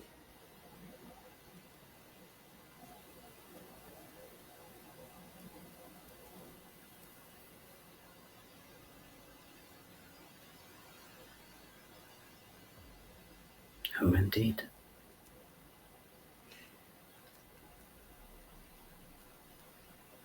Whether it's you or someone who's not born yet, someone will come along. The question is this something that you want to happen in your time?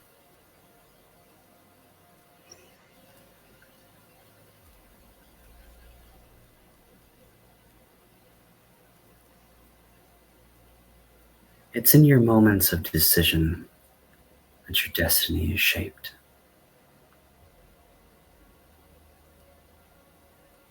With these words, Godey would see a river, carve a canyon, and change directions, all to achieve ending at the same place. The river brought to life some areas that were barren and took life from where it was not.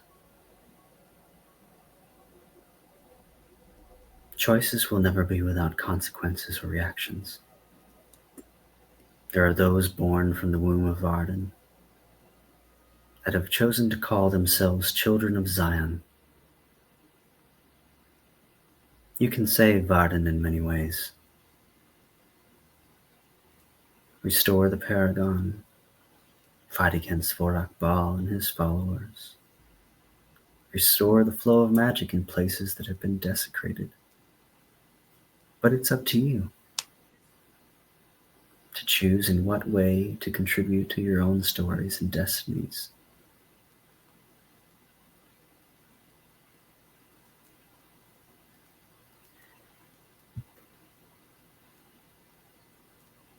If taking on this burden is too much for you, then let others help you.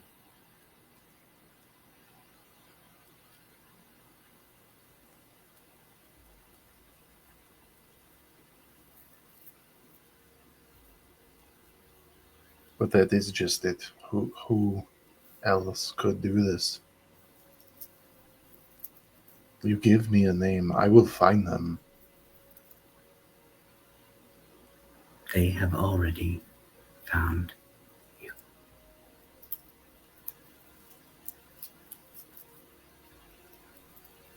And as you fade back into the room with Niz,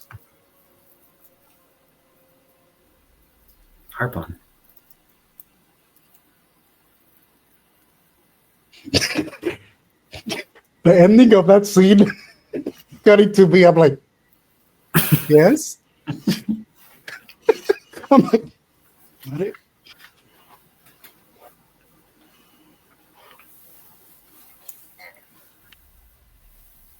You return to the room, and Harpon is there. And Lady Opal will come to make sure you are okay.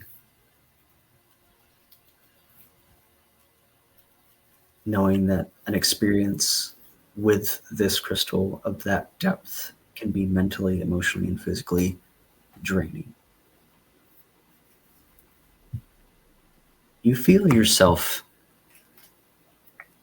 more connected than ever to the flow of magic, to the weave that permeates each stone, rock, and as you move outside,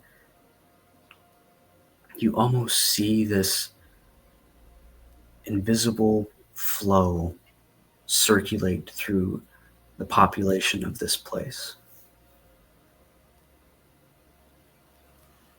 This is the moment here where Godi transitions from his wizard understanding of books and knowledge to his druidic background.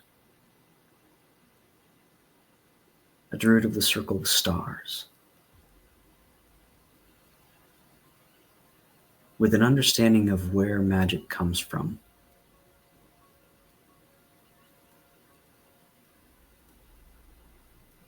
And maybe not knowing what comes next. But such is things for mortals. That's where we're going to take a break. We'll be right back with more Tales of Art.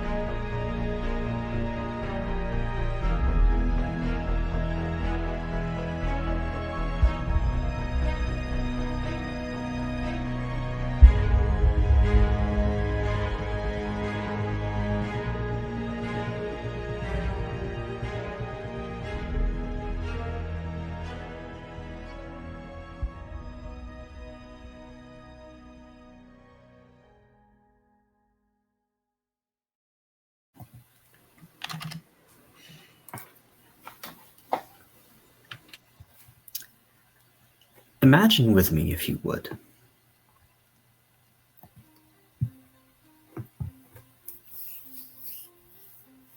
a dark ship, a large ship, begins to head inland through small streams and rivers not meant for this size of vessel. They creep further into a swamp.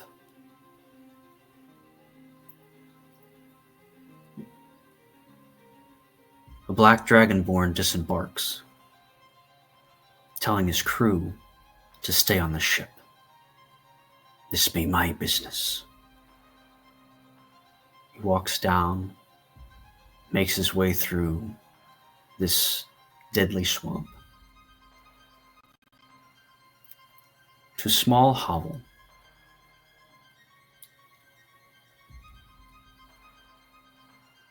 He enters the door.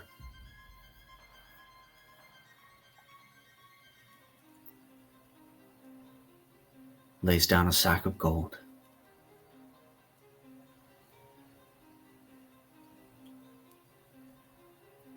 This be enough. The young woman turns around. You know the answer to that. It's not gold I seek, and I'll have what's owed. Have your praises then. Just give me what is owed me.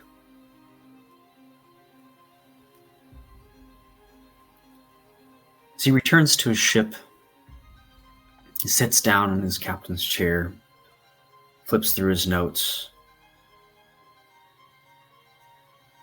and pulls up a small sketch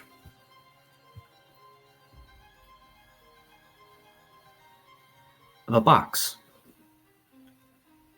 with runes and carvings. And as we look at this page, it zooms in, and the image on the page becomes a three-dimensional object in the hands of Godi. As he sits in his room, tinkering away. Godi.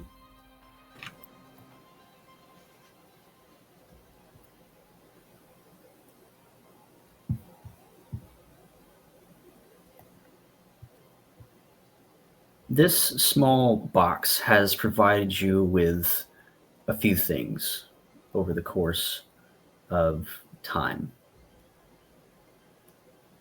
It's provided you with a few gifts to impart on your friends, a few trinkets and treasures as well.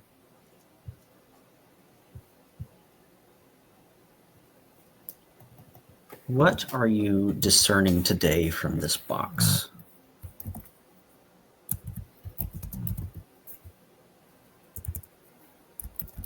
He's spent most of his nights in his room contemplating the box, trying out different symbols. He remembers the ones that he has come across previously and knows what to do, what not to do, and kind of uses that as sort of an inference to try and figure out the next step, the next piece of information, the next piece of lore. And I'll be honest, if I am remembering correctly, as he is learning, he has discovered the rune for necromancy. Mm-hmm. But getting one side to show necromancy did not do anything. So the next step is to get all of the sides to show this rune.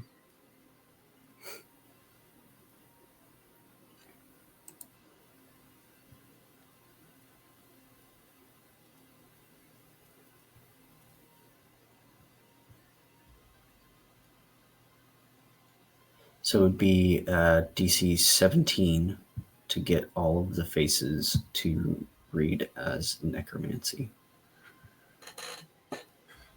We're a druid now, so working a guidance.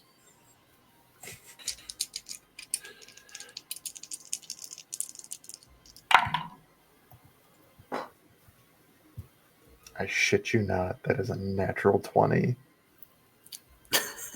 for a total of 32, including guidance.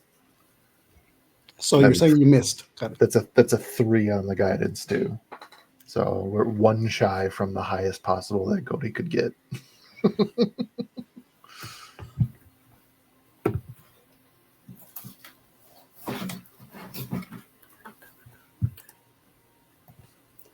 Okay, give me 1 second.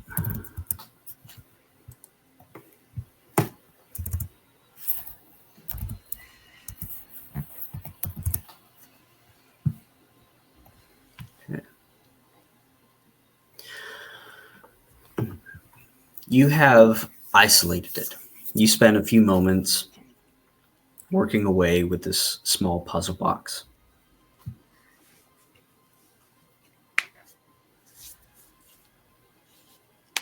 The box clicks upon completion.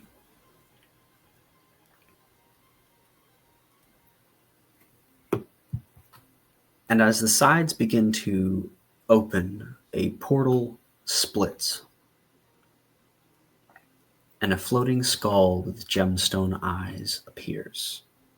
I need you to make a Constitution saving throw.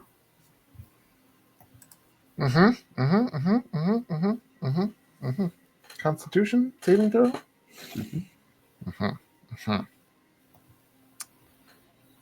I have no bonus. Okay. That's 12. Oh, we have bonus +1. So 12, 11 on the dice, 12 total.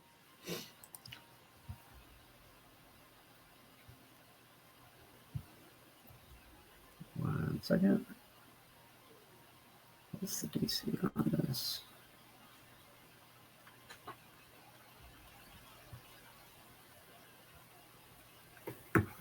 As this skull appears, it emits a blood-curdling howl.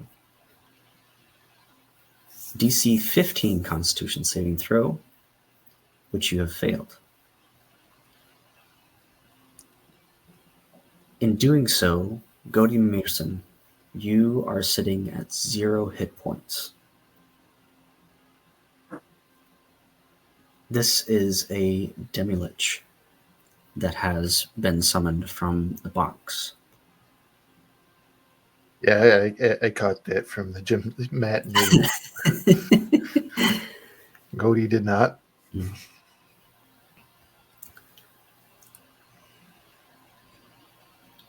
Upon this blood-curdling scream, however, there would be others that would come in, and that is 30 feet from you in your room. So I'm going to roll some con saves for some people close by.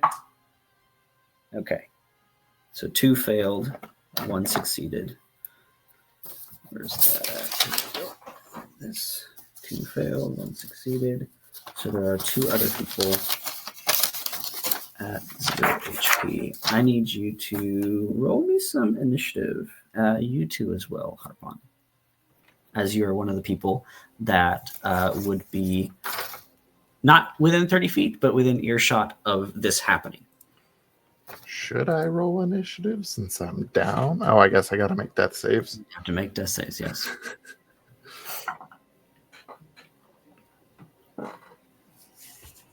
That's a 19. Ooh, right behind you, buddy. 18.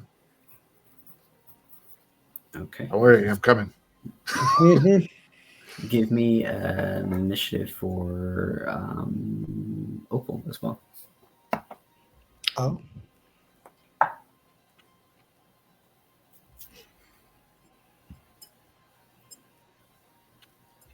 Sorry.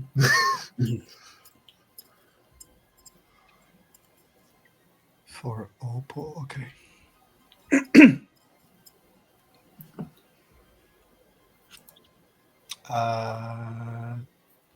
Technically that. How do I? What's her text? 11. Okay. Harpon, you're up first.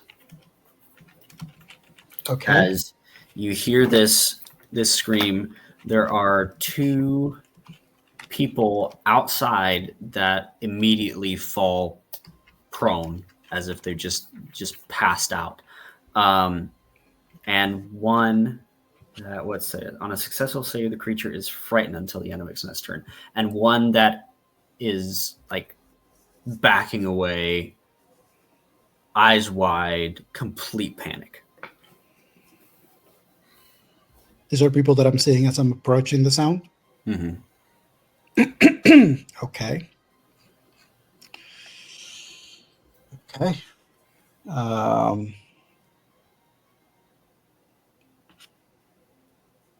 I think as soon as I hear the sound, the first thing that Harpon does is cast invisibility on themselves, and they make their way to find out what's in the direction of the sound. So I don't know if I get all the way to be able to see what's happening, how close it is.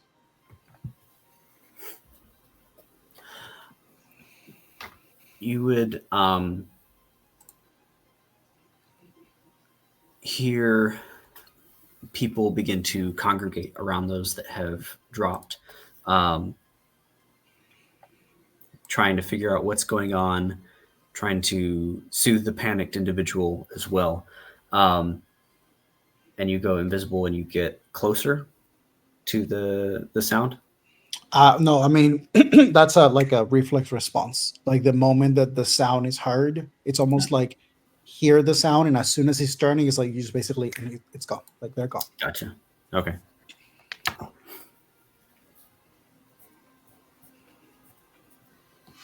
Anything else on your turn?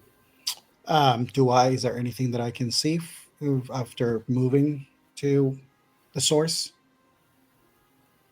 You would see Godi, probably slumped over the bed in some form or fashion, with this floating skull in the room.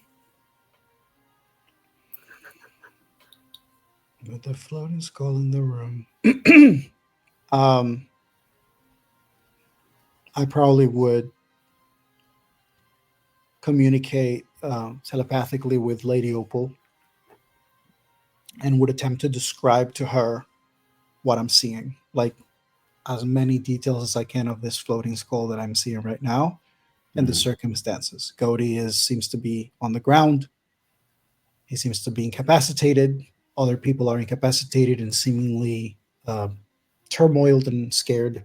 And there is a floating skull with gem eyes in the vicinity right next to Godi. Okay. For my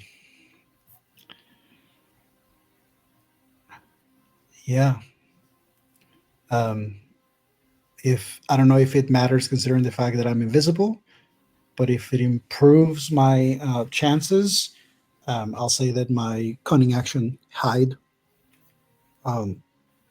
So basically, just like I'm invisible, but I'm at the same time like I don't know what I'm dealing with, so I'm keeping myself double covered. Okay. technically, that's rules as written. Being invisible doesn't automatically hide you. So So there good you job. go. Let me look one thing up here real quick. Godi, it is your turn in initiative. Okay. You just send that to me in Discord.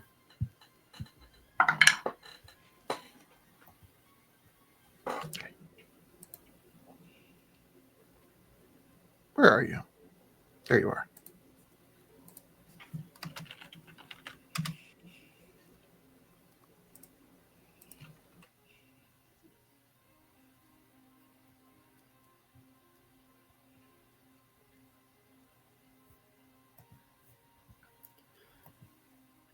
And tell me this.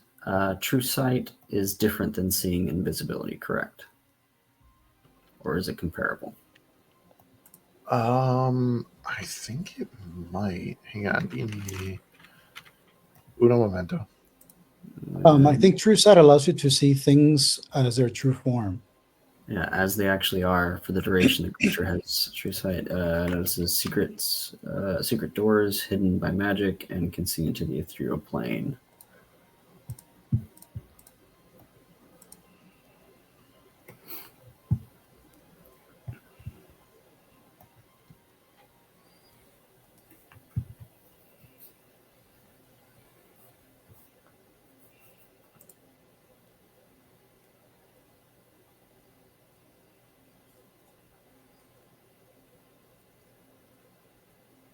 Yeah, true sight is defined as seeing, like, you can see through darkness, invisibility, visual illusions, transformations, and into the ethereal plane. Go ahead and roll me a. You have to roll a stealth check for hide, correct? For the action, or is it just disadvantage on finding you? I think it's It's disadvantage because it's a cunning action. There you go. Okay. But I you don't know don't if I actually. need to. I don't know if you need to. I need to roll a stealth to like counter it. I don't know. rules as written, yes, that you're basically setting the DC for somebody to find you. Okay, Gotcha. perfect.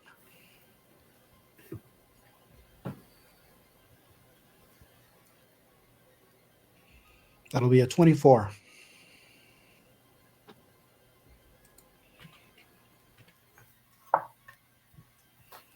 Cool. Right, it is Opal's turn. They are on their way. They will be here next round. So back up to the top. Actually, what's the initiative for the Demi-Lich? Is a Dex plus 5. So it's a 13. Let's see.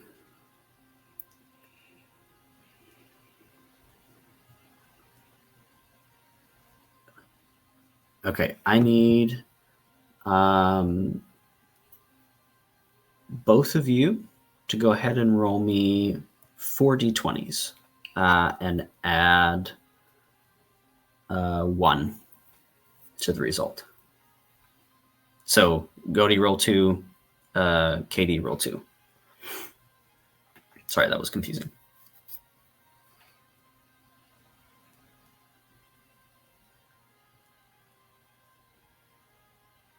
What are the goddamn odds? Both for me were 9, so 18 total. So 9 and 9. Yeah. Okay. All right. So that's 18 for 2 of the die. I don't know what Cody got. And then I thought we I was have rolling both. 2d20s and adding 1 to each of them. Yeah. So you would have 10 and 10. Yes. So 10, 10. Okay. Yeah. And then I put it in chat. I got a 19 and an 8. Perfect. So one of those passes. Oh God. As the Demi-Lich makes its way towards the door, it pushes it open, and the people that are attending to the ones that had dropped initially and trying to help the other individual, 3 of them drop as well on top, while 1 still stands, as the Demi-Lich life drains 3 of them. Mother. This is something you see as well, as it is your turn, Harpon. Um,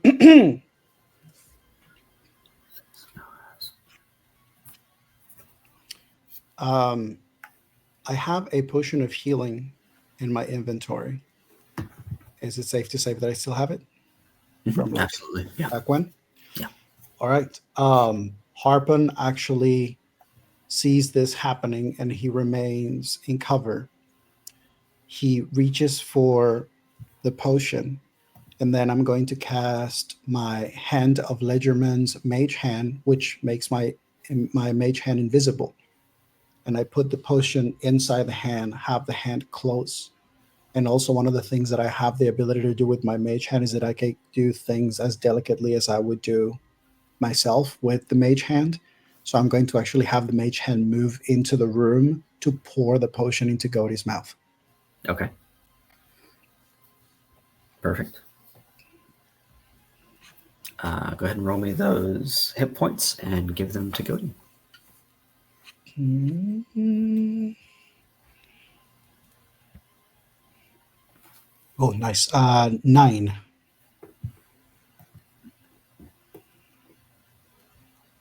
Oh, You're I back actually up have. 9 HP, Godie. So that is that. I'm going to say for logical reasons and just for the sake of having it, just to everybody knows. Currently, my familiar would probably be a winged creature that is probably flying outside, like outdoors, just sort of patrolling the Moonshiver. So I wouldn't have it here with me, but it is on the outside, probably now on a little more of an alert since these events have occurred. You said that I see the thing basically is like this energy thing comes out. Is there an enemy that I'm seeing too, or no? Is it It's just the the skull? skull. Yeah, it's Just just the a skull. skull. Okay. Now,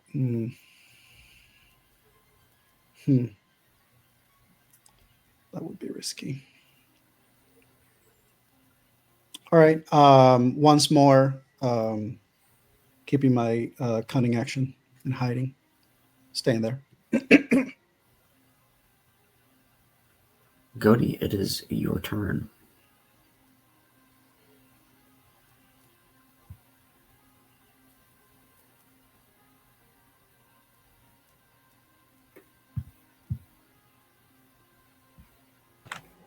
So,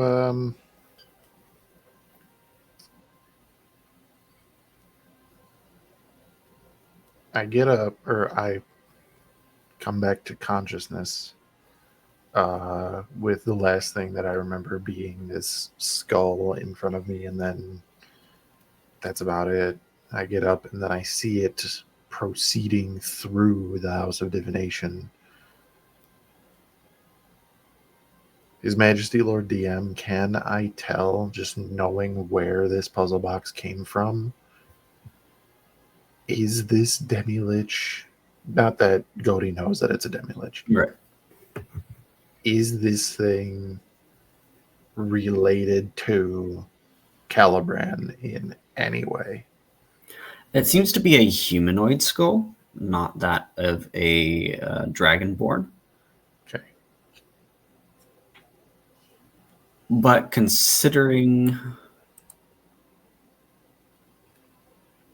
this box is linked historically with it, we'll say yes. So it's not his skull, but It's not his skull. Correct. he probably has something to do with it.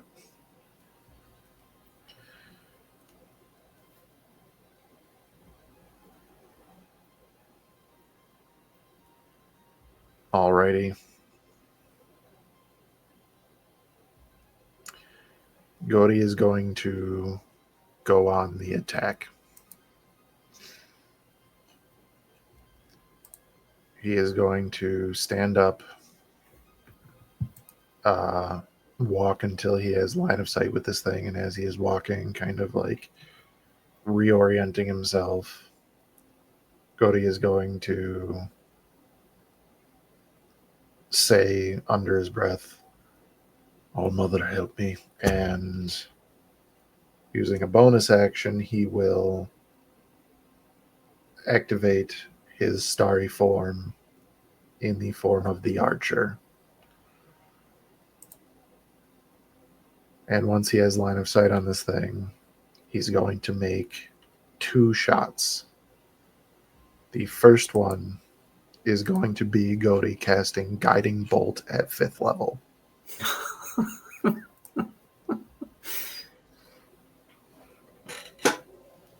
I don't have any source of advantage of any kind, right? No, not at this time.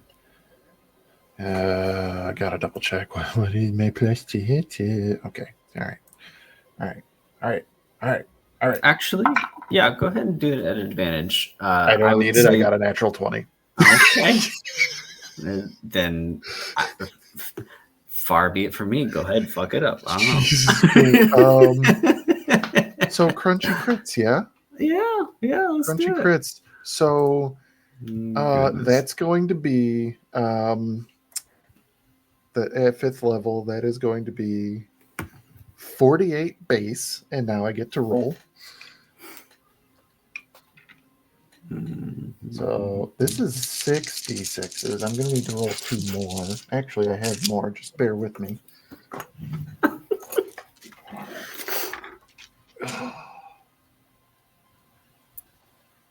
Listen, there's a reason why Godi was always an integral member of the party. Sometimes it was due to his ability to actually solve puzzles or figure things out or roll stupid high on Arcana.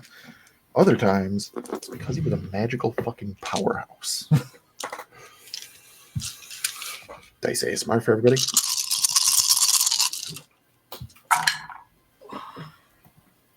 Six.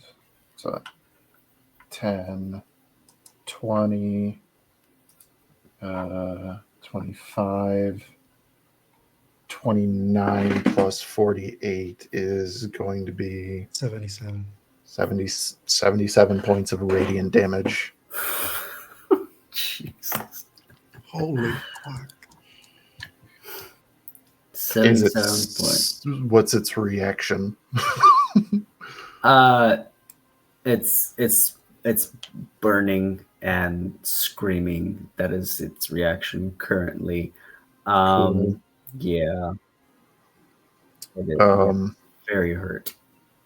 Okay. That being said, the bonus action which comes within or comes with activating the starry form of the archer, I will make a red or a ranged spell attack to shoot a luminous arrow at this target, which because of guiding bolt, I have advantage.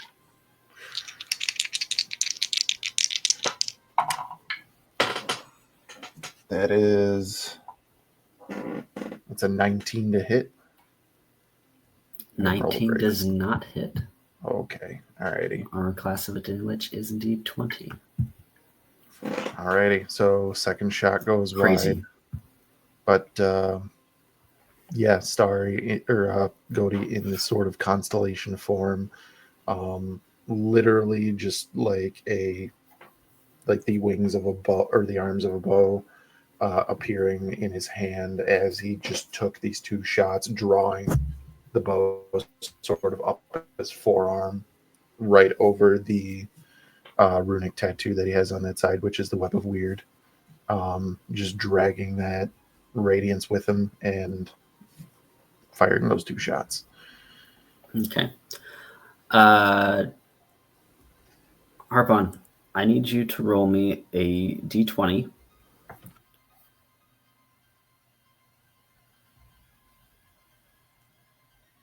Just one? Just one for now.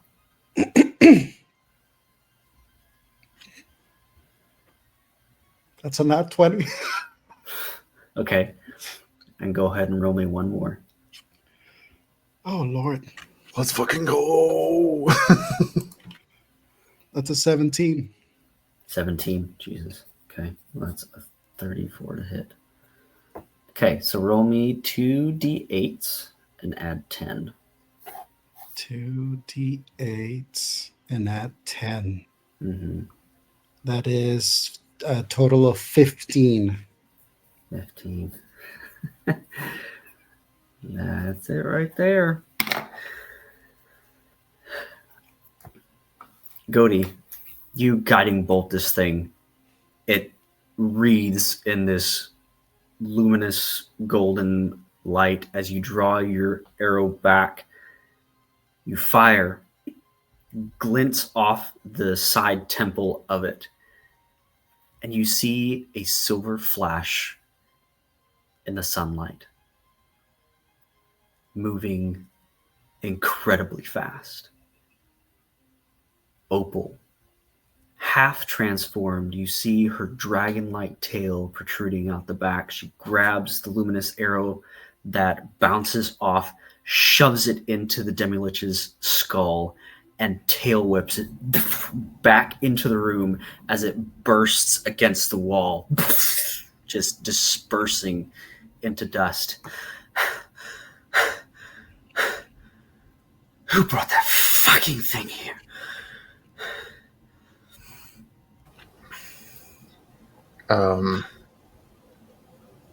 Just to be sure, the remains, if there are any, Goaty's going to cast Dispel Magic on them. Okay, perfect. Better safe than sorry. Absolutely. So still starry form, walk over to it, make runes of disruption in the air, and cast Dispel Magic on whatever remains. After which, allowing the starry form to drop, taking a deep breath, panting, and turning to Lady Opal and falling to one knee. I did.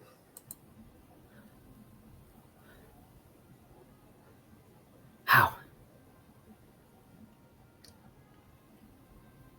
I would imagine that the puzzle box is not on my person anymore because it probably got blasted out of my hands when I died. Probably somewhere on the floor, yes. So he's just going to look for it, and if he can find it, not pick it up, but indicate to the box.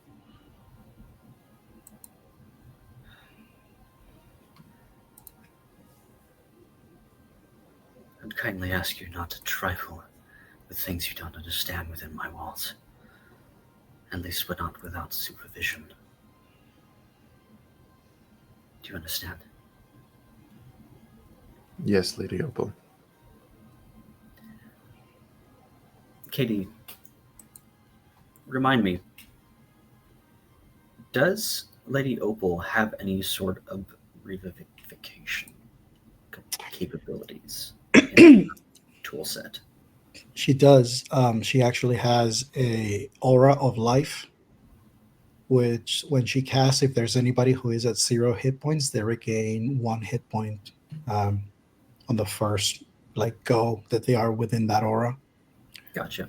I would probably say that also Katie would have, as soon as Opal is in and they perceive all the Opal taking care of business, they had 2 more healing potions that they would have immediately gone to the people that were on the ground. At least select 2 of the people that were on the ground. I don't know how many there were, but at least pour them into them, just as a way of bringing some people back to consciousness in case it wasn't good for them to be unconscious for all that time.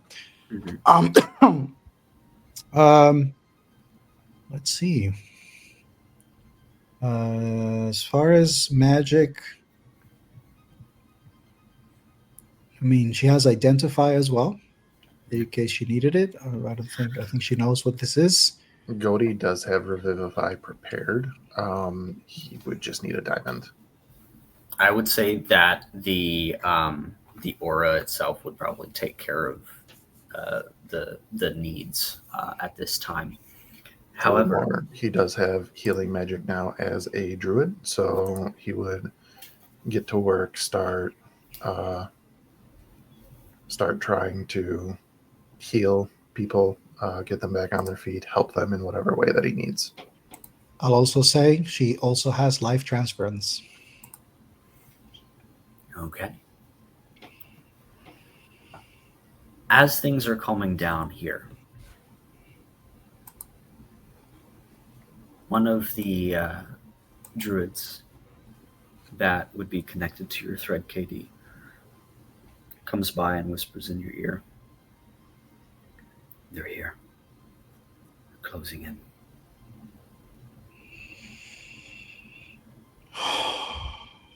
Dim Hollow is in ashes. Sorry, what was the last bit? Dim Hollow is in ashes.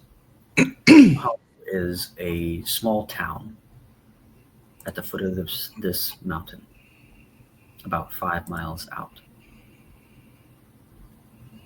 And he names a few other cities and towns within a 20-mile radius of here that are all either under siege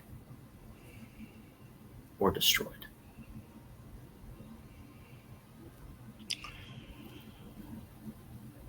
KD responds, Do you have everything prepared as I instructed? Indeed. Then make sure everyone gets ready. And I also think that KD looks at Opal. I think it's one of those things where it's like they don't even need to like tell Opal telepathically. I think Opal senses the gaze and then turns and sees the gaze on KD. And she understands that it's time.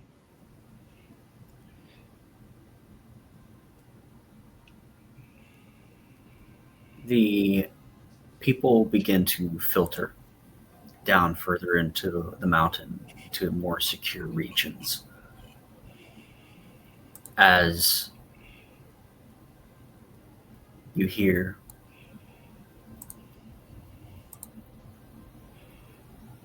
reverberating through these caverns the cracking of stone as small explosions begin to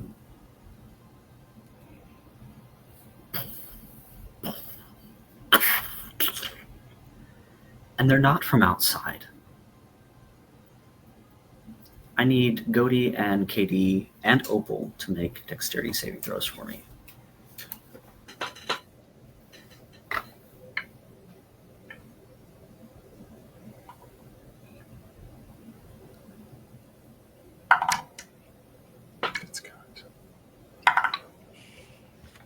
That's got the second time. Holy shit. Okay, goodness gracious. That is a dirty 20. It's going to be 15 for KD and a 20 for Opal.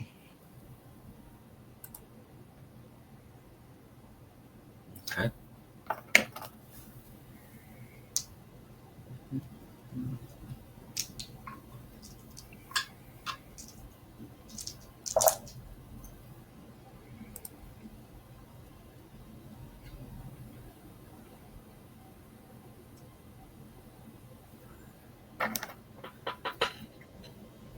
As one of the pillars next to you explodes, what's that? 8, 14, 22, 25. So 25 points of force damage to Harmon, and half of that to Godi. How much? I'm sorry? It's like 25 and a half, 12. Cody's down again. Aura's still up, I believe. So you are at 1. Yep. All right. This is going to do wonders for Cody's brain.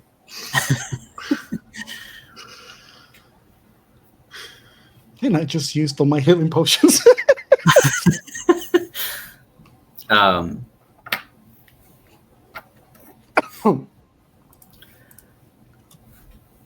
You notice these explosions are happening all around this dome area, this inner sanctum that was completely a haven, safe, tucked away from everything else. And these explosions are happening at critical points as these cracks begin to move up the sides of the walls, beginning to collapse this entire space down on itself. What would you all like to do?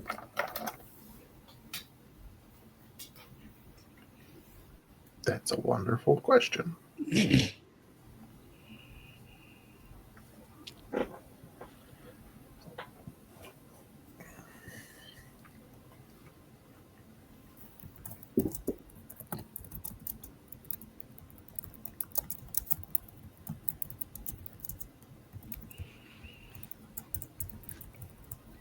I don't have So much that's going to really help me here.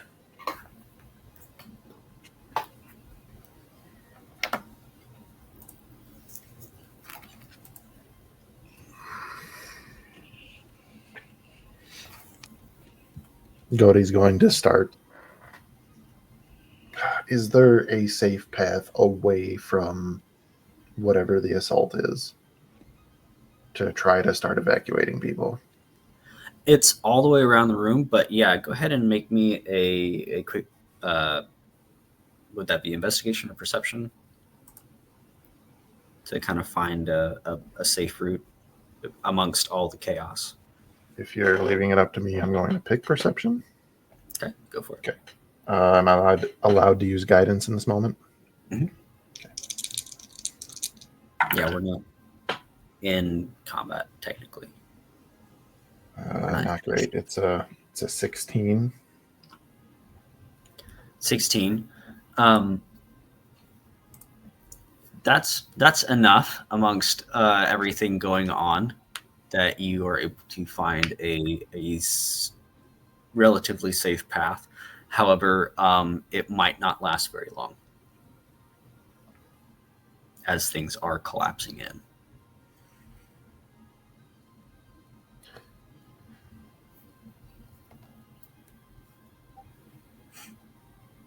Is there anything large, like, I don't know, we're in something like the House of Divination, like, I don't want to say like a bookshelf, like maybe a bench / pew or something like that, that Godey could try to use to brace the ceiling so that people could start running through. Yeah, you could be able to find that. Go for it. I mean, he's not strong for a Goliath, but being a Goliath makes him strong. So, going to pick it up. We're going to cast, where is it? Enhance ability on ourselves for the bull's strength. So I have advantage on strength checks, and my carrying capacity is doubled, which it is already doubled by my powerful build trait. So it is, in essence, quadrupled. And we're just going to try to get that pew, lift it up, push it against where he sees the cracks forming, rocks starting to fall, hold it there, and then just start signaling to everybody, go, get to safety. And he's just going to try to hold it. Okay. People start filtering through, running, getting to where they need to go as this place is emptying out of the people that are call this place their home. Katie and Opal.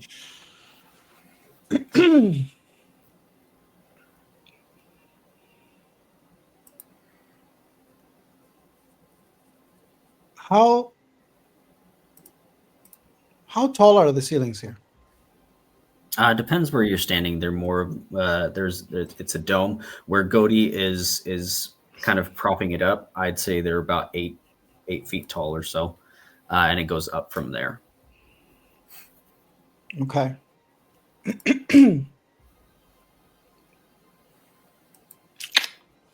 Man.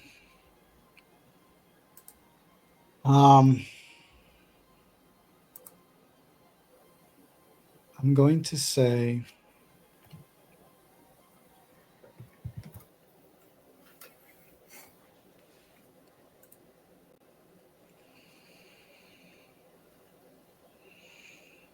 Sorry, there's a lot of spells on Opal's side.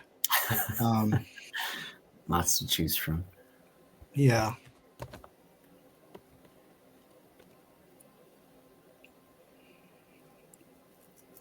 How much area around where we are people? Like how what's the furthest that people are from us right now? I would say the furthest would probably be around 30, 40 feet. Okay. I'm going to say that between KD and Opal,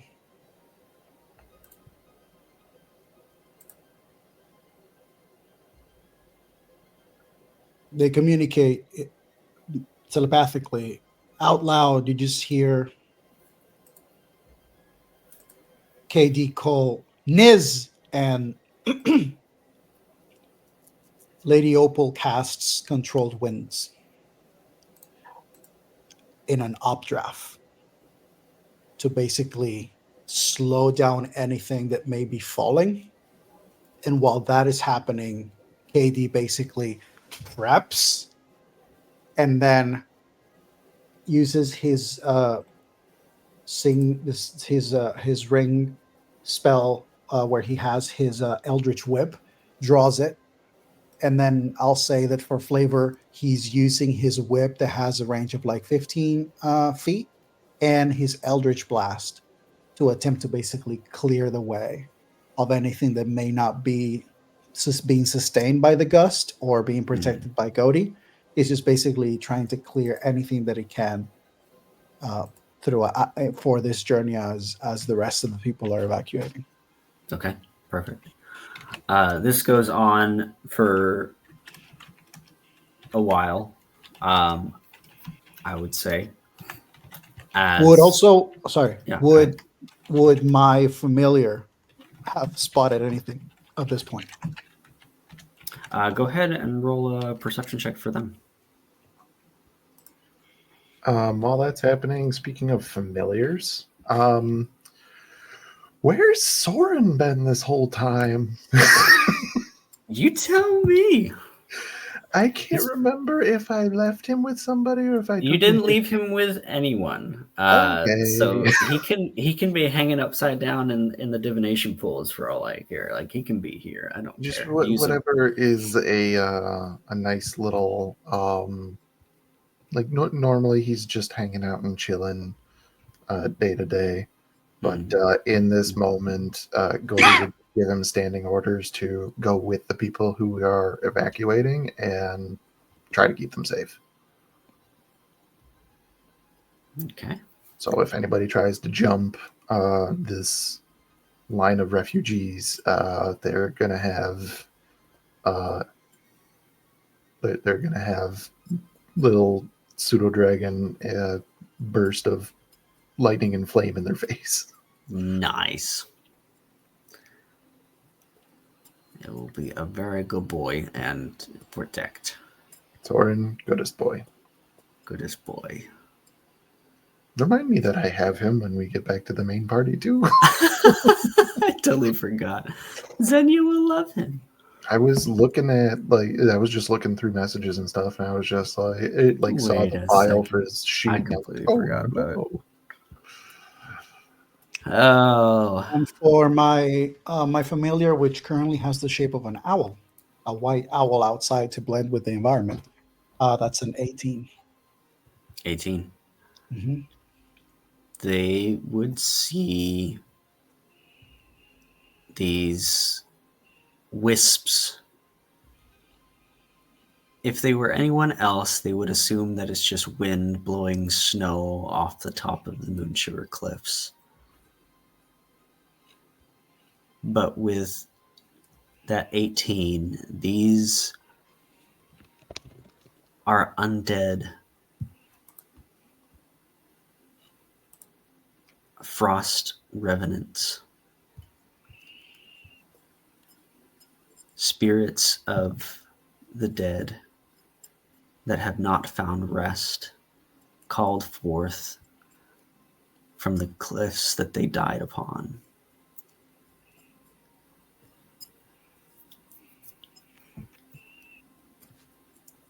think They AD will have a moment where in their heads they kind of have the clever.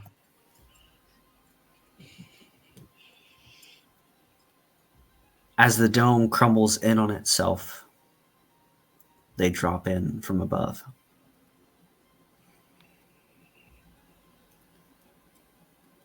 And begin to make their way through, causing as much chaos as possible. There are currently within 60 feet of you, 3 of them. As they turn their heads and spot you, Goaty, and Opal.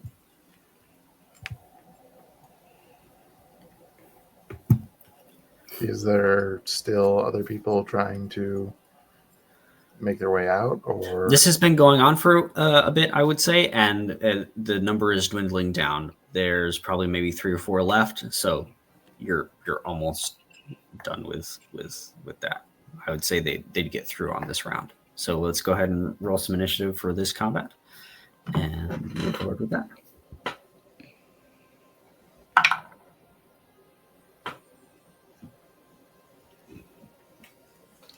that'll be a 19 for Goaty.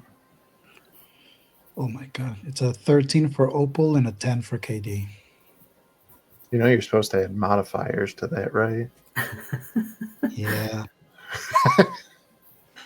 You know that ancient silver dragons don't have modifiers to their decks? No way. Yeah. It's a +0 for initiative for an ancient silver dragon. shenanigans. No. Yeah. I literally have the D&D Beyond page of Ancient Silver Dragon open right now. I hadn't remembered that, and I just noticed the fact that it's a +0. That's crazy. Mm-hmm.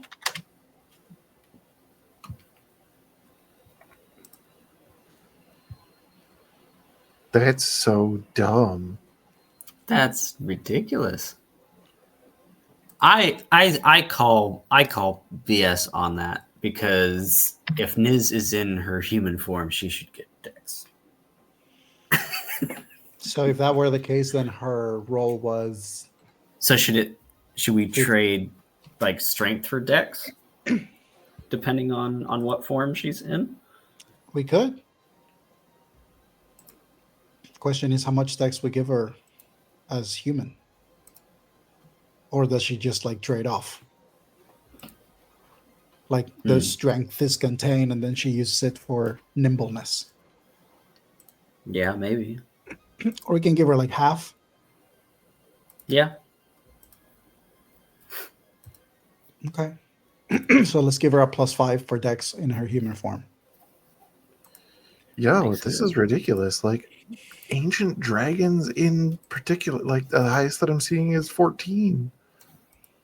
They're just old, you know, they're just tired. It's like, oh, we got to fight, I guess. Oh, fucking hey, let me just... You're telling me something that Gotta can nimble up. fly like 120 feet around sometimes is... Oh, wait, hang on. The ancient moonstone dragon has 18 decks. Oh, that's what Lady Opal is. That's what I thought. Opals are Yeah. moonstone. Is that That's not, totally... That's why I call her my moonstone. That's my nickname that I gave her. That's Yeah, That's all what the I time. Yeah. Unfortunately, KD's form is the same anytime, so they're staying with their number.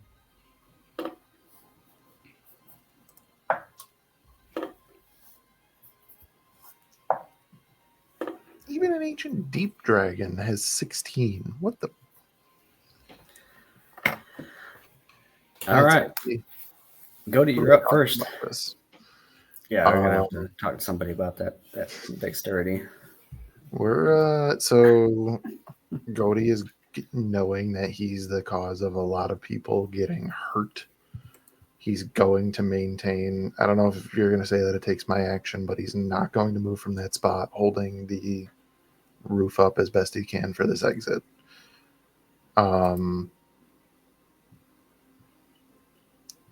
Is that an action?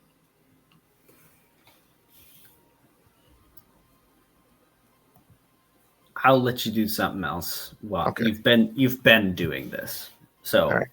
I'll let you do something else. So on then, this turn. honestly, what I'm worried about is getting dropped in one hit. So we're going to bonus action, use our other 5th level spell slot for Healing Word so that I can heal myself. So that's going to be 5d4 plus 5. So 4, 5, 8, 11, 15 plus 5, so 20 HP that we're going to heal. And then just to be sure, because it would be an action to do so, we're going to burn our other use of Wild Shape, and we are going to Wild Shape into a brown bear.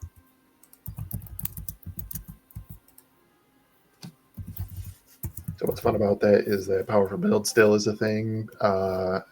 Enhanceability is still a thing. So now I'm doing all of those things with a strength of 19 instead of a strength of 11. And I have a lot more HP. I have 34 HP that you got to make your way through. With that, it is Opal's turn. How close from one another are this remnants that are present? I would say they're about 20 feet from each other. They're about 20 feet from each other. Would you say that there's a place that if someone were to place themselves in the middle, that would cover that would basically be 10 feet from all of them? Like if they were moving in a triangle and somebody were to get like right in the middle. So 20 feet from each other. You could position yourself either on one side or the other and get 2 of them in that 10 foot. Okay. Yeah. But not all 3. Let me draw this up. Yeah. Yeah.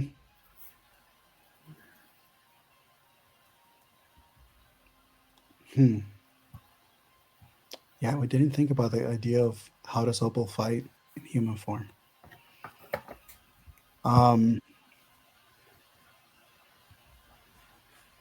I would still do a claw attack and a tail. I'm going to start with. We can also shift into gargantuan. Yeah. That's fine. Yeah, but that is definitely not what they would want to do. Mm-hmm.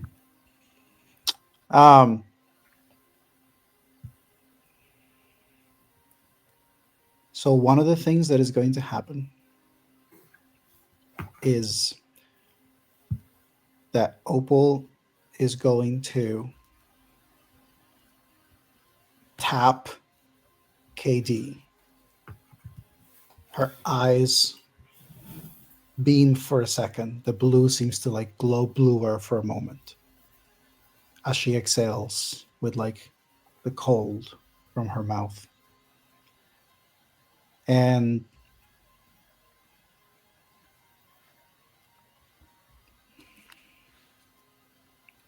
I'm going to say that she then rushes to 2 of these things. And as she does, she casts Anti-Magic Field.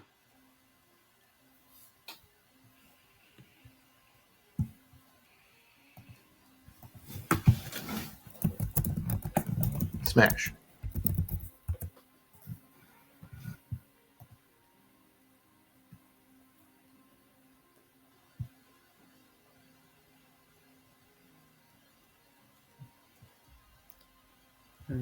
Spells, items, travel.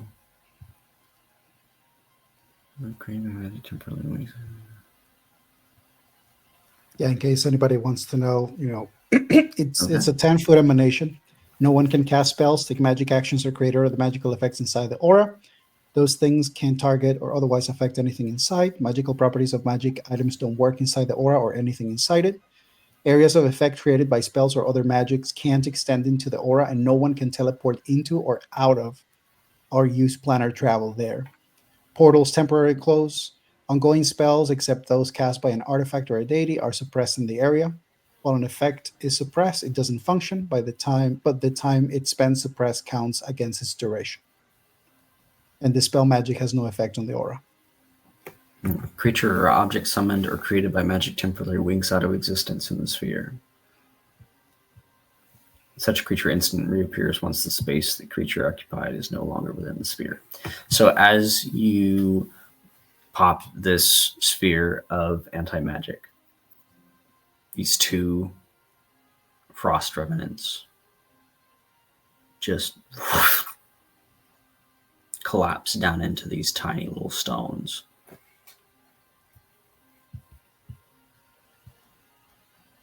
Cool. Is it my turn? Is it KD's turn after? Do they follow each other? It was one of those turns, which is now gone. So yes, it is your turn now. Oh, great.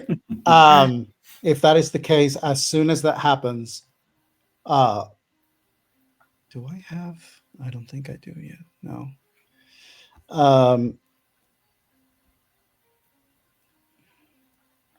Yeah. KD casts Eldritch Blast on one of the stones. Okay, go ahead and roll me an attack. All right. Is there any advantage or anything about the fact that I'm attacking a stone? Or Wait, don't do it. The stone's in the anti-magic field. You're not going to hit them. Oh, that's true. Stabby stab. Sorry. Do something physical. My whip wouldn't work. I think that whip is magic too. My bad. And it could still be, it would just be a mundane whip. Yeah. Magical. What do I have? Yeah. I'm going to say, where am I? I think the visual of this is Lady Opal charges after having made the contact with KD. She casts this thing, the stones happen. KD is basically running right behind.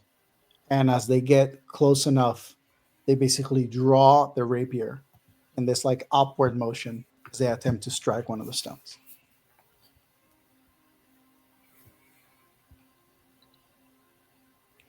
That's going to be a 21 to hit. 21 hits. Go ahead and roll me some damage. That is 11 points of damage. Yeah. Okay. As you move your rapier in an upward fashion, you catch one of the stones before it falls to the ground, splitting it.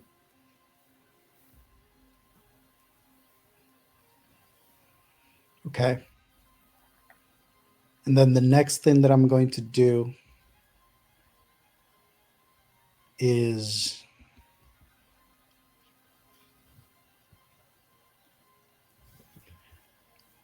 with my bonus action, I actually want to use my... Oh, I can't. Never mind.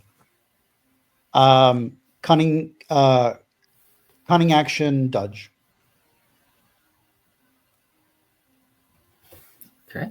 The other one is there, so it is Final Frost Revenant.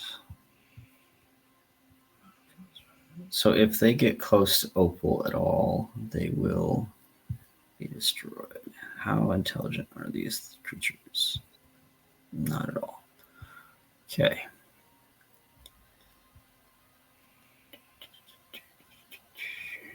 How far are you from Opal? Whatever the distance would have been to get close enough to whatever the nearest floating stone was from You're where right. she was. You're right. Yeah, they're gonna move closer to attack the closest individual to them, and that is going to be either you or Opal, which will turn them in turn to one of the stones. And that will be their turn. Yay me! Oh. Different trade.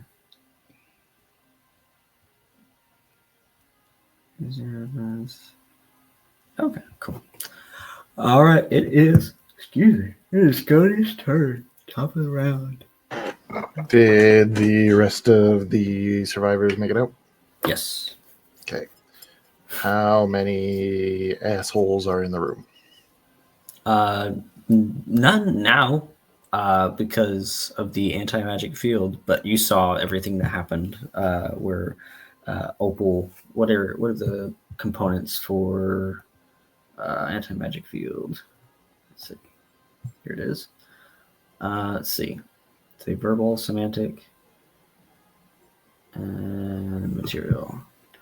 You see Opal charge towards the three frost undead as she makes a few hand gestures and spreads her hands in a final twist as these iron filings kind of just spark out, and this anti-magic field that is visible to you now that you are connected to the weave is emanating from Opal as these frost undead demystify into these conjuration stones, these points of summoning. And I think my job is to maintain keeping this exit open, because it sounds like another stone is going to get taken care of, and then we need an exit. So just roars in bear, which if anybody speaks bear, it means hurry. The ones outside will need our help. But I don't know if anybody speaks bear. Katie goes, oh! No, I'm kidding.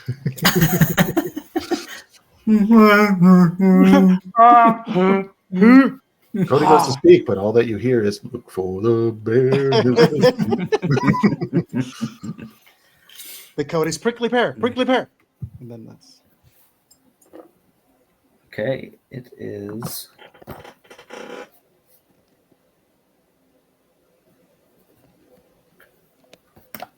As these revenants are dispelled into these small crystals,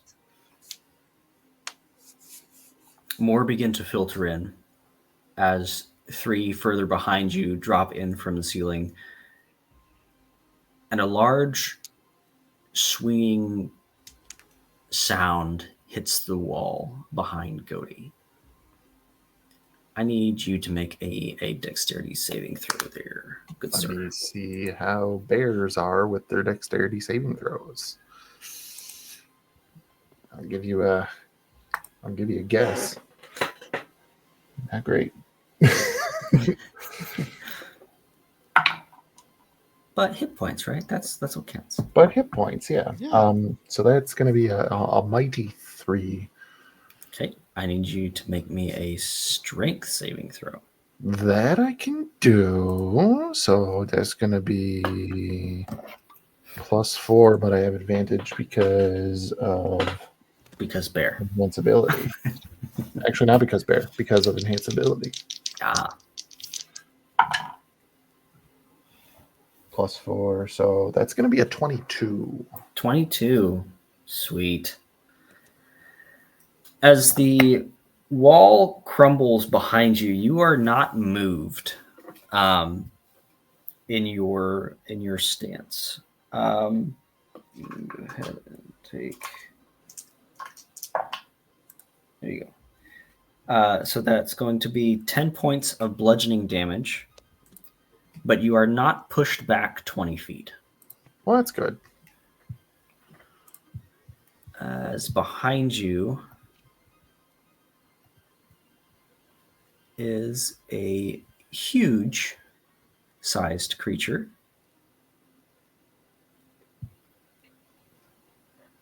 This is a frost elemental known as a glacial behemoth.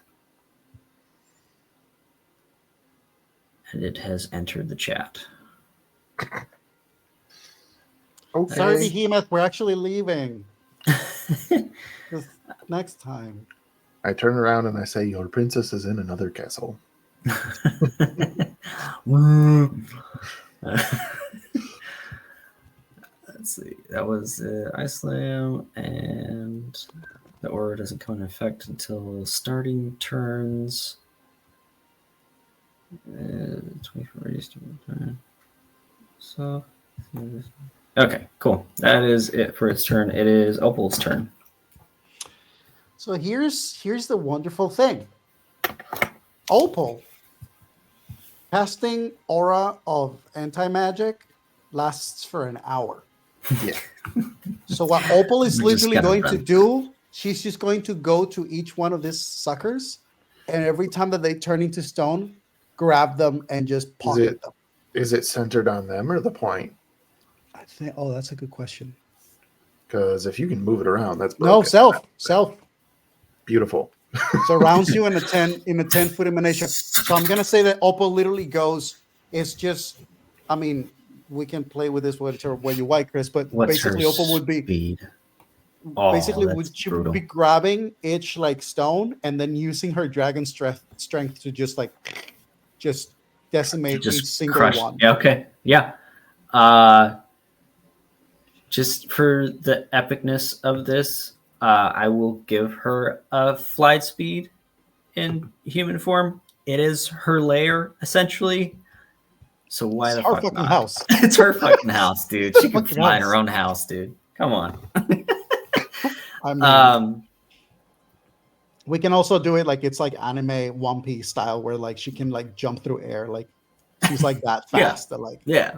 suspends herself in the air and just it looks like it's She's flying. an And it's just like, ancient dragon. She can do whatever she wants. she can do whatever she wants indeed. She's a strong, independent silver dragon, and she don't need no man. Okay, so there's 3, 2. Go ahead and roll me just a general strength check for Opal. For Opal, Yeah, we're gonna say that she has the movement to grab this stuff.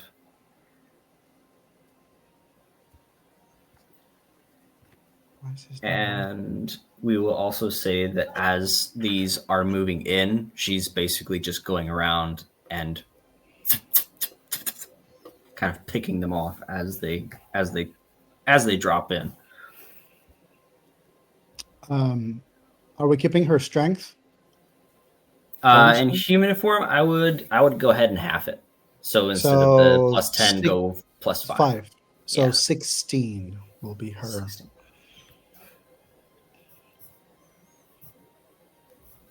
Okay. All right. It is Katie's turn. Frost remnants are off the board. So at present, the threat is the huge thing behind Goaty. Okay. Don't worry, guys. I got this.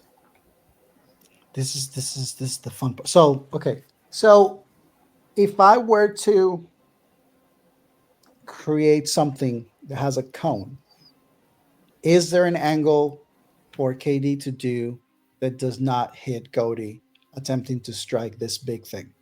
Yes. This enemy. Okay, wonderful. Now, you guys remember that moment when Lady Opal touched the shoulder of our beloved KD? She before, because I don't want to metagame on this. Would we have known like Opal and KD that these remnants were like frozen remnants the moment that like I spotted them through my familiar and stuff? Like we would know that it's like frozen or like ice element creatures things. Go ahead and roll me an Arcana check. You can use either yours or Opal's. Okay. 12.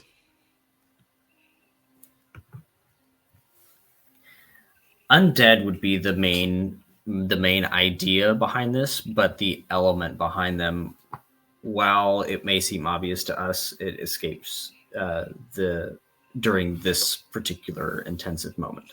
Okay, so I'm not going to say that it is the particular one that I was going to use because that feels like too convenient. But KD sees and knows Opal's got this cover when all these things start turning with the anti-magic. They hear the rumble, they turn around, see Goaty still standing, like, in bear form as they are, but they see this big thing. And then KD sort of moves. For flavor, I'm going to say move. Like, I'm going to say that I shout to Goaty, like duck or like watch out. Yeah. And you see KD's eyes, you see them, Goaty, as they, for a moment, you think it's like, is that like a lightning flash? Because Opal touched him and gave him dragon's breath. And gave him lightning dragon's breath. And so KD warns Goaty, and then you just see KD sort of form thing, and he just releases the cone of lightning in the direction of this thing. So it needs to make a dexterity saving throw.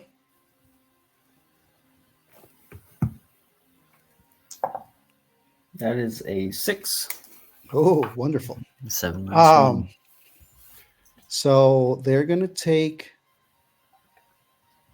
Oh, that's lame. Just 8 points of lightning.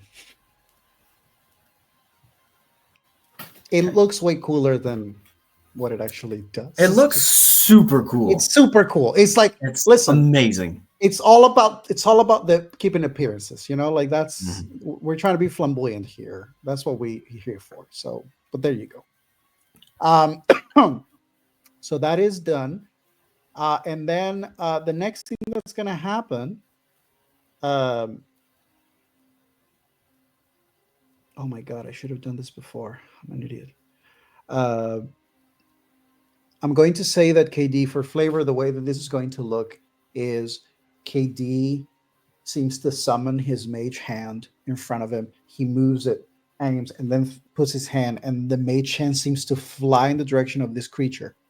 And it basically looks as if it taps them on the shoulder and on their chest, and the hand then seems to like turn into, it like seems to like become like a shadow mark on it, and then it seems to seep in and disappear. And that is basically KD casting Hex on this thing. And I'm going to say that I want to meta so hard right now. I'm going to give them DM, can I meta so hard? disadvantage on which one? God damn it.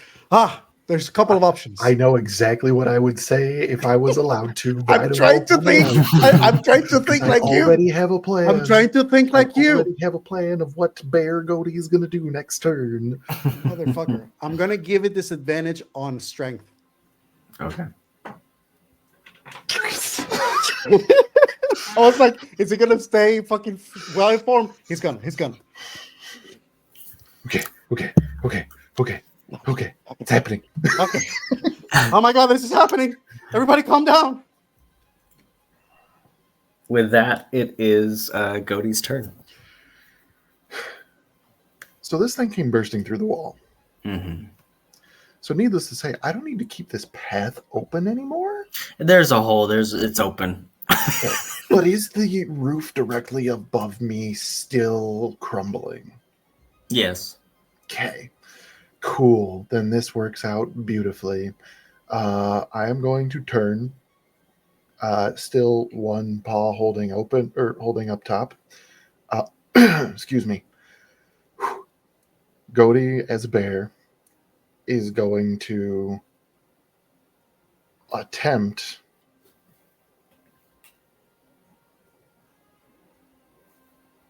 okay. I don't know if it's actually going to qualify as a grapple or a shove, but mechanically it's the same thing. So I'm going to need to try to do that with one of my attacks. So that being said, Goaty as a bear, has to make an athletics check, which he would have advantage because of enhance ability, but disadvantage because this is a huge creature. It's larger than the bear. So he has a flat roll. The creature has the choice between an athletics check or an acrobatics check. If it chooses athletics, it's going to have disadvantage on the roll because of Hex. Which I would argue, does the creature even know what happened to them? And what would they use in circumstances normally? I'm just saying.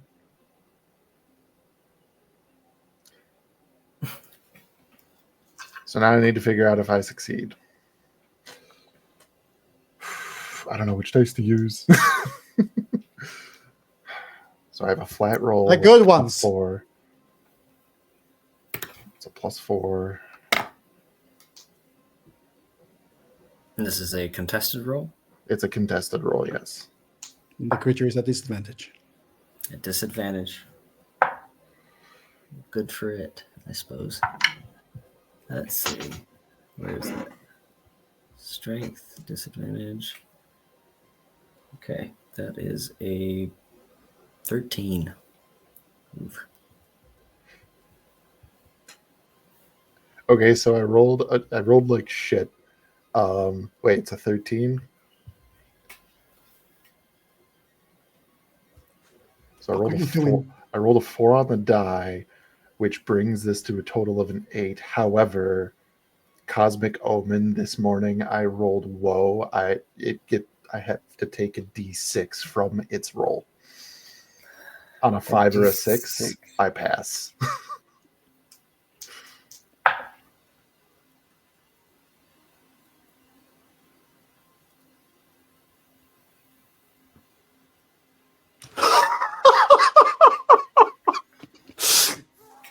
Cody, with his bear paw, with his bare hands, grabs this elemental and forces it to swap places with him as he lets go of the ceiling.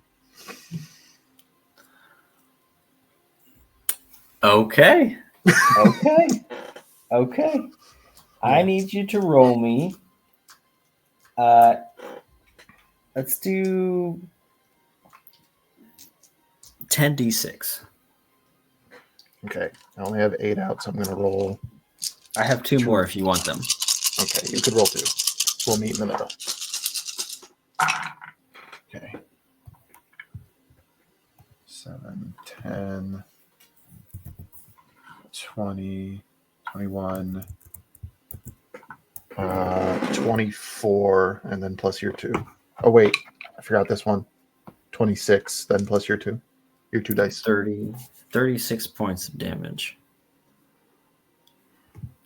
Is it still alive? It is still alive. I'm going to bite it. I Wait, will do I say, wanna bite though, it? that it is restrained. And I'm not going to bite it. I'm going to use my claw attack as my second part of the multi-attack. So, roll to hit. It's restrained. Do I have advantage? Yes. Yes. What is that? That is a dirty 20 to hit. Where's that? Let me see. Yeah, it does. Okay. 2d6 plus 4. 5 and a 6. So that is 11 plus 4. That's 15 points of slashing damage.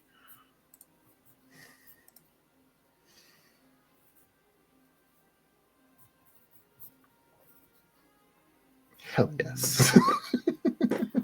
That was fucking. Fucking so glad that we were just drift compatible for a moment. Oh yeah. No, I was. It was the first instinct, and then I was overcomplicated. I was like, no. Okay. So it's going to be a DC 22 for it to not be restrained anymore. It is. Is that your turn? Or do you have more? That is my turn. Okay. Question. Yes. Is this what are they rolling? Strength. It is a disadvantage. Mm-hmm. To be fair, wait, is this a check? Is it a strength or athletics check, or is it a saving throw? It's an athletics check to Okay, basically then it does have disadvantage. break the grapple. Yeah. Absolutely, it does. Okay. So that is not going to make it, as the pile of rubble that is being pushed down by the rest of the ceiling moves slightly upwards. This creature is still restrained. They will take their mace and slam it on the ground, centered on themselves. It is a 20-foot radius of difficult terrain. I need anyone in that radius to make a dexterity saving throw.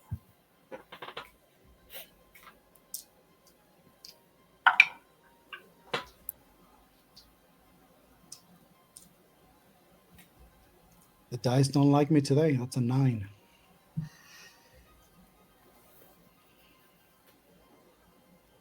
Is it also subject to this effect? Because that's sometimes the thing. What do you mean? Some effect, like if you fireball on yourself, even though you're the one who cast it, you technically got to make your dex save and stuff. So I'm asking if this thing is actually harming itself. Let's go ahead and say yeah, because it's fun. Dex save. It is not dexterous. Okay, so it fails. So it will take. Oh, it didn't. My question didn't matter anyway because I used my reaction already. Because it resets at the top of your turn.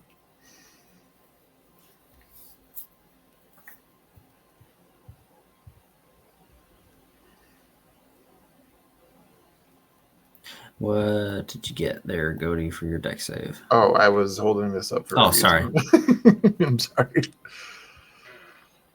5. Okay, so let's see. Where's my data? Right here.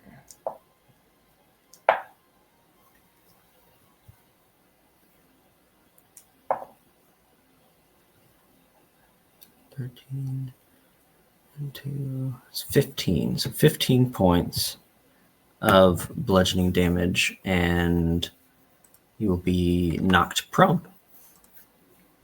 That's fine.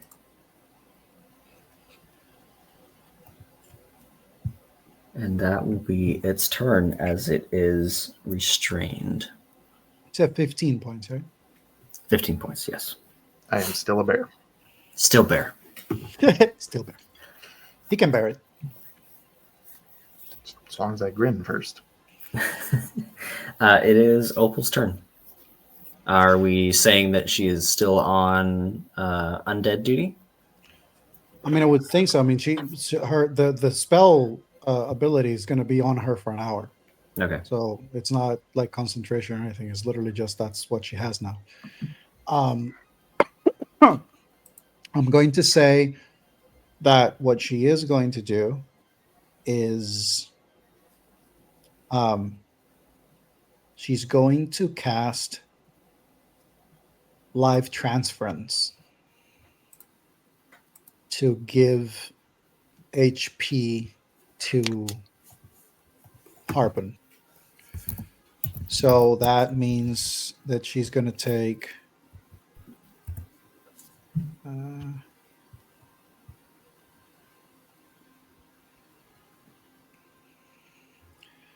so Harpen's going to regain 18 points of HP, and she's going to take 18 points of necrotic on herself. Question for you, Victor. Yeah. If you are playing two characters, how can you do the self-sacrifice thing when they both are interested in keeping the other one alive? It's not easy, but someone's got to do it.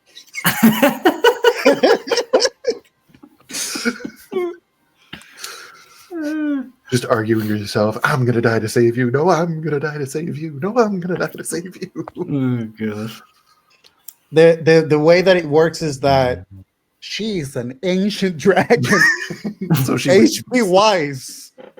That's not even a competition. She could probably Okay. destroy him with like a couple of slaps and he'll be down. He likes it though. Just saying.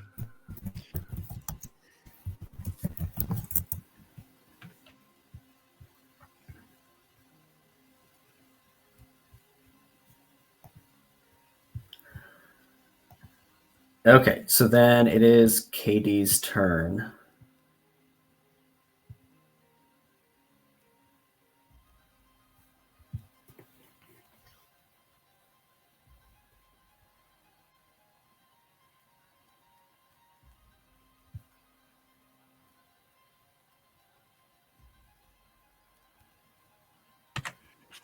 How is this thing looking?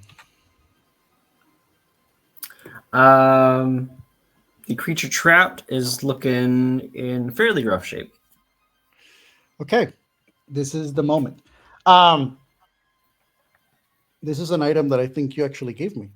It's a glove of sorts, which he has. They haven't used yet, but they have it, and it's a glove that has a pentagram on it. And so, as this creature now finds themselves either restrained, so I have advantage on it. KD lifts their hand, does a movement of like casting a spell, and then as the hand opens, they go ahead and cast Scorching Ray.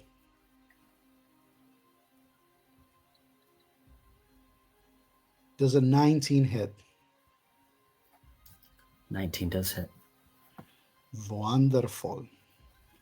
So that is a total of 8 points of fire damage, which I guess increase if this thing is vulnerable to it. Let's take this. You get 3 beams, homie. 3 rays. That is true. Mm-hmm. I get 3 beams, homie, indeed. 3 beams. So 3 beams. So first one was 8, I believe that I said. Got yourself a 3-beam casserole going. 3 beam casserole. The second one is 7. And the third one is 5. Oh, fuck off. Did you roll a hit for all 3 of them? Because you do have to do that. Yeah, you have to roll do the I hit have for to? all of them. Oh, I see. Well, I got advantage. Okay, let's see if I'm that lucky. The first one no, I hits. guess the 17 hit. 17 just hits. Oof.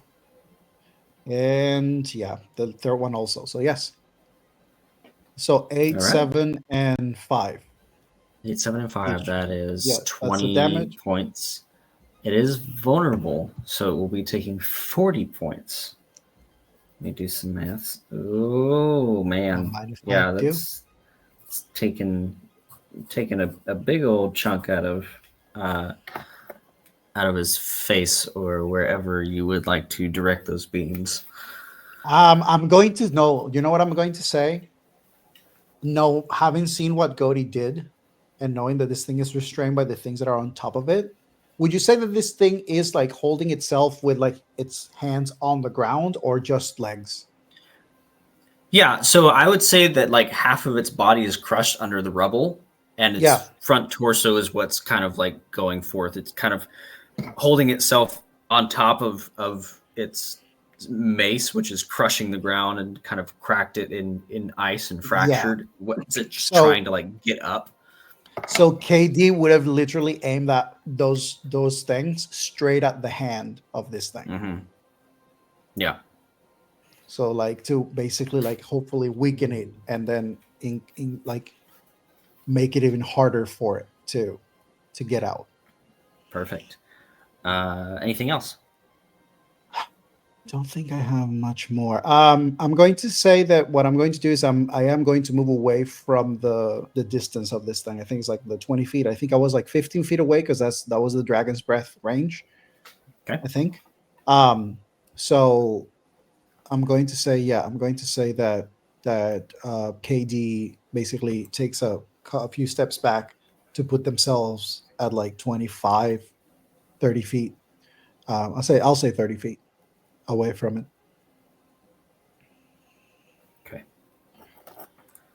Cody, it is your turn.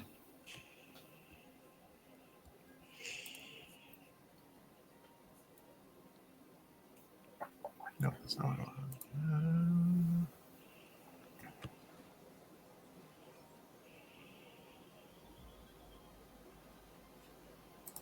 Okay. How tall is the pile of rubble on top of this thing? 10, 15 feet. Can I actually get on top of this pile of rubble? Yeah. I'd say it's double movement, but yeah. Is it still double movement if I have a climb speed as a bear of 30 feet? No. You have climb speed. It's fine. I would like to.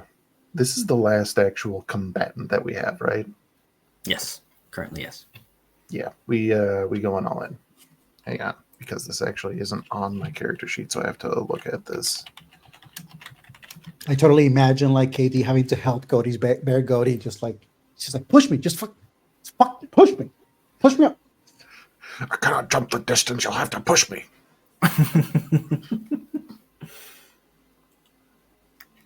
This is okay. Alrighty, we're gonna. What do you say, guys? Do we want to end this? Do it, bro. Because Gody is going to climb on top of this pile. And once he is up there, as a bonus action, he will drop his wild shape, returning back to his normal form. And then he is going to look down at this thing, probably a shifting pile of rubble, as this creature is struggling to hold itself up because it's restrained. So I'm going to guess that it's not easy. And Gody is going to say, "That is enough. Your time is done," as he points his hand straight down and casts Pulse Wave at 4th level.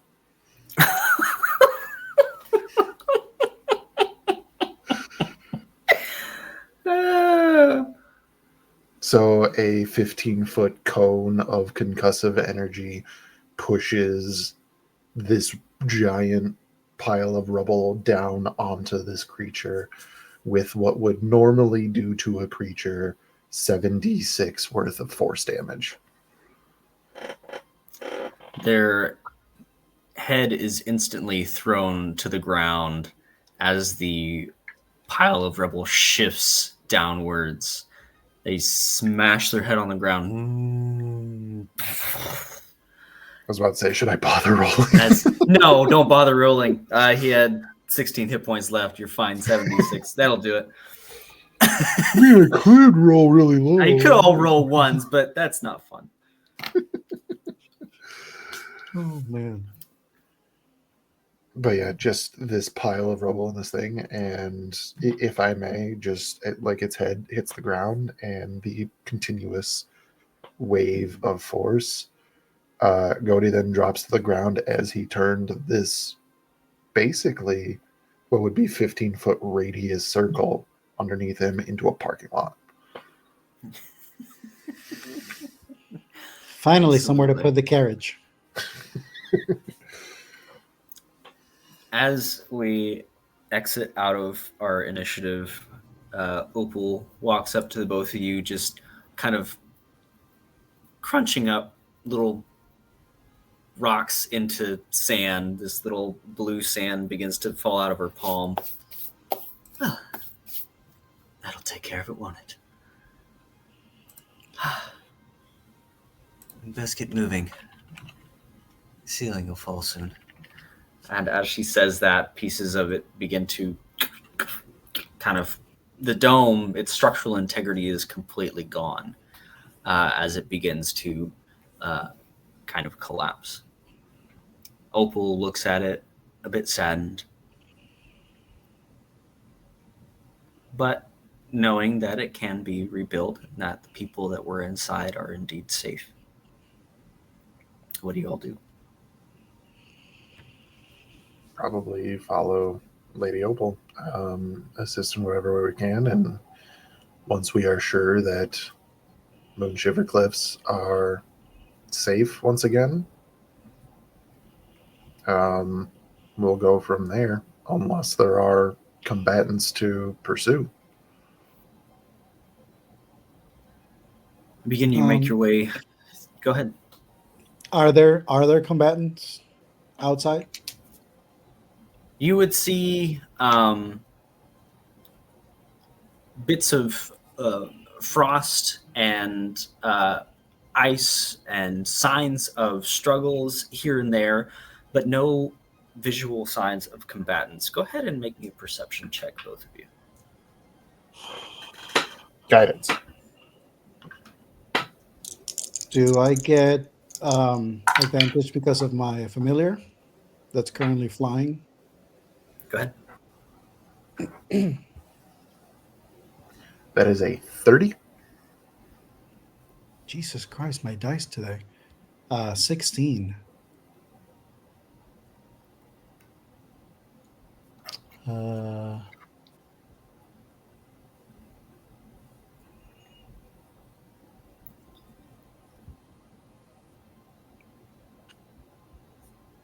Wait, sorry. Trying to roll for Lady Opal. 33.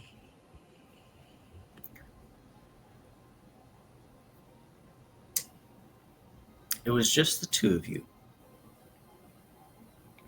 As Lady Opal is moving forward, she's more preoccupied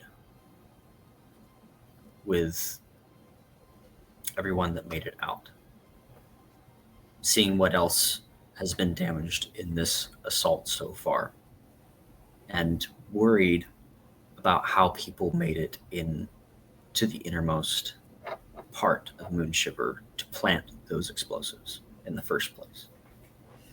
Godi, however, you see off in the distance something blending in with the stone and the ice. A creature with something on its back.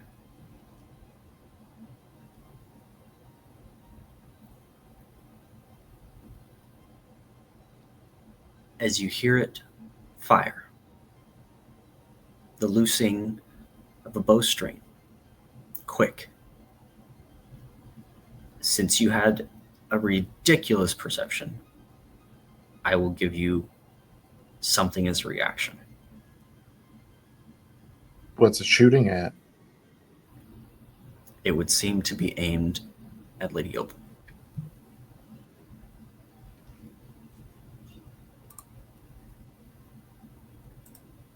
You mean something as a reaction as literal reaction mechanically? Yes, this is quick. Then it's going to have to be Cosmic Omen and Woe. Subtract a d6 from their roll, so hopefully they miss. Okay. Let's see, that is a... And just yelling out, like, Lady Opal, as he tries to bestow this omen upon the attacker. So it was a 26, and my d6 was a 1. Does a 25 hit, KD?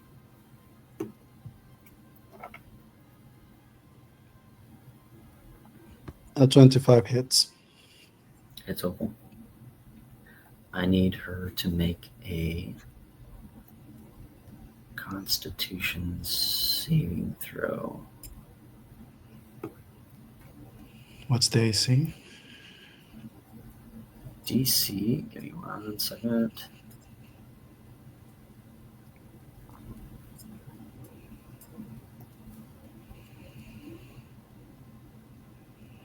DC is 19. She rolled a 22. And that was a low roll. She has a high fucking save, but that was a low roll. I gotta like, what? You'll take half the poison damage.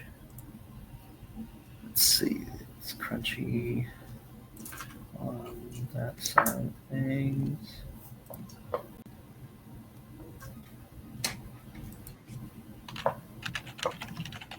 Okay. So take 56 points of piercing damage and 32 points of poison. But since she saved on her constitution, she will not be paralyzed. Would the shooting of the arrow and the shout warning of Godi bring awareness to KD and or potentially their familiar of what's happening? Yes. How far is this individual? They are 60 feet from you. Guiding bolt. 60 feet from me. Whereabouts in the area of the cliff are these people? Are you wanting them to be on the edge? Is that what you're looking for? Okay. I'm asking. Yes. I'm just asking. That's what I imagined. So Okay. Can I guiding bolt first so you have advantage on your attack roll? Or at least your first one? If you can. Absolutely. Yeah. Guiding bolt's got a range of 120 feet, so fuck yeah. Fuck yeah, dude. I'm going to guess that I don't have advantage here. no, I'm not on this individual at this time. That's an 18 to hit. 18 hits. So for starters, we're doing it at 4th level. We're going balls to the wall. This whole one shot. We're using it all up. So it's 76. 12, 22, plus 4, can't think. 26 plus 1 is 27 points of radiant damage, and the next incoming attack roll has advantage.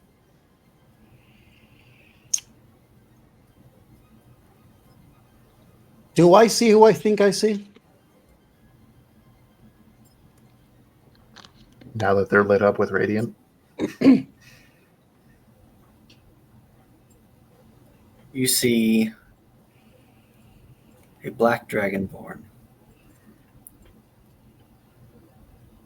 So anyways, he started blasting. His clothing changed from some of the descriptions you were given to match more of the terrain, to hide more easily inside of this place. You hear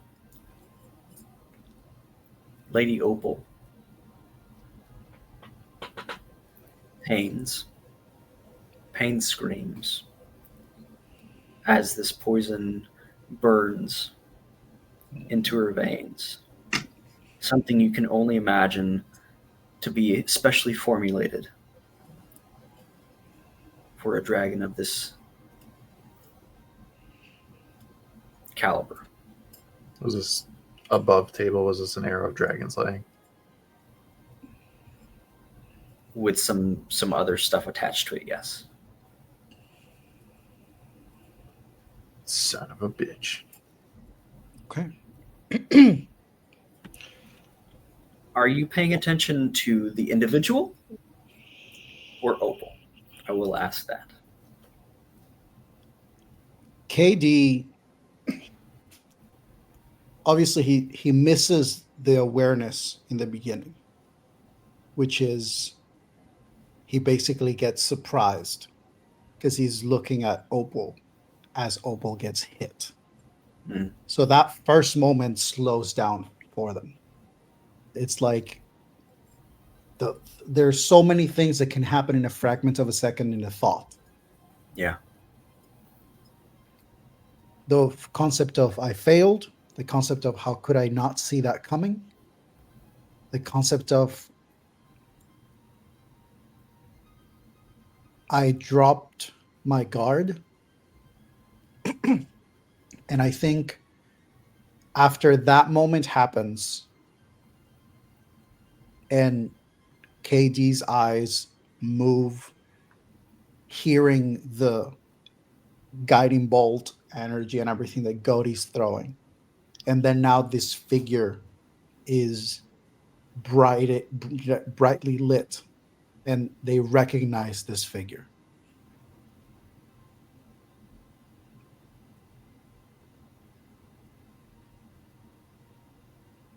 Godey, watch over Opal, is all you hear, Godey. And I will narrate to you, DM, what I visualize right now. KD starts walking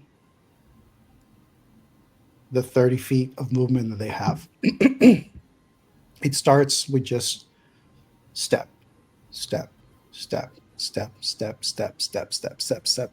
And you just see this figure sort of just start walking, walking, walking, and this starts running. From Balazar's perspective, from anyone's perspective, it's like, well, they're too far. This is not, there's no way that this person gets to where they need to get to before this other individual has an opportunity to do something.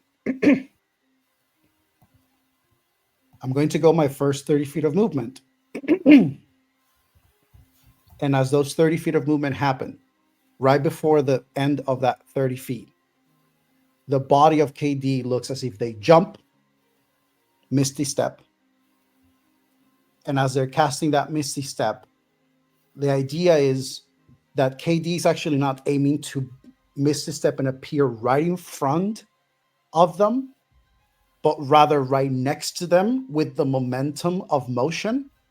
Mm. And in that moment, KD uses his magic whip as he throws it at Balazar, attempting to hit and lash the whip around their neck while allowing KD's own momentum to yank Balazar along with KD down the cliff. Please trust me on this.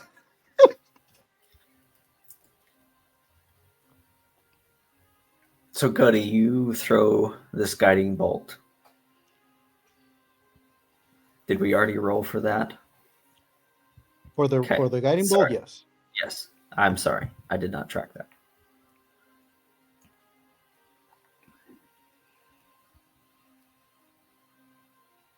As KD walks towards Balasar, Godi being told that watch over Opal. You watch as from this arrow, these tendrils of metal begin to wrap around Opal and begin to glow bright red as they begin to cinch and burn into her skin.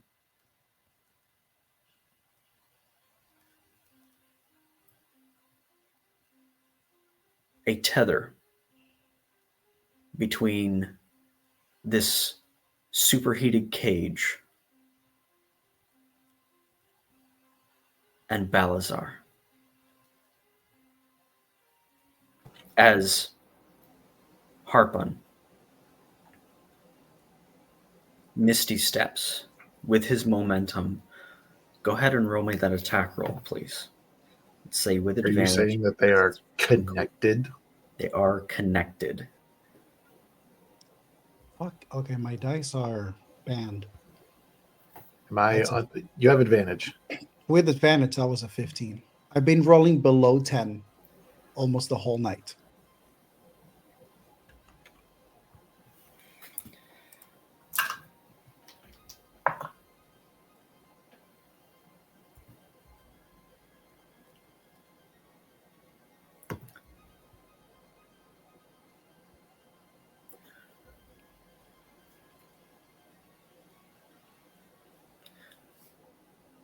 When you misty step, you go to throw this whip to wrap it around Balasar's neck. There's something almost supernatural about this individual. You've never met face to face. You've read dossiers, stories, and all the information that your thread could filter into you. You know everything about this man, except for this. They almost appear to shift into shadow as your whip passes through and solidify just in time to palm you right in the nose.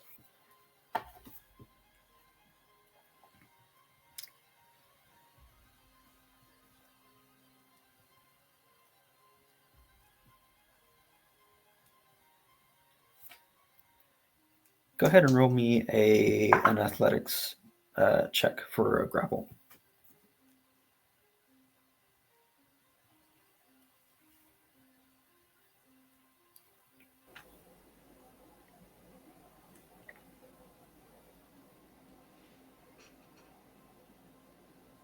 That's a nat one.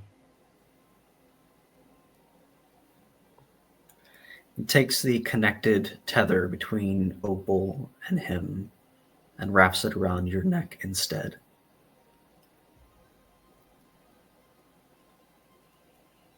From behind you, this dragonborn, you can smell the acid on their breath. And she goes, I don't need you or her alive. You can both go over the cliff for all I care. Have fun. May I have an action? Go for it. Yep. Dispel magic on the tether. Ooh. Okay. Harpon. Again, we're going balls to the wall. So if this is so I needed to. I actually have a question. Mm-hmm. The tether cannot work. Opal still has the anti-magic field around her. It's for an hour. That is true. So the tether cannot work. So how much do we have to retcon, Chris? Okay. Just realize that. You're like, dispel magic. I'm like, wait, what magic? There's no magic around 10 feet from her. So she's not bound. It would have just been a normal arrow. I mean, the poison and everything would have still affected her, Yeah. but any magical effect from the arrow would have been gone the moment that it entered 10 radius, the 10-foot radius of Lady Opal. So that tether would shoot out and just. Yeah. Just a bad spring. Performance issues. It's like those freaking can of worm things that Just...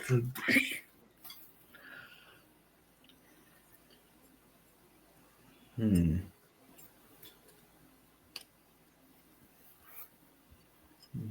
Mm-hmm.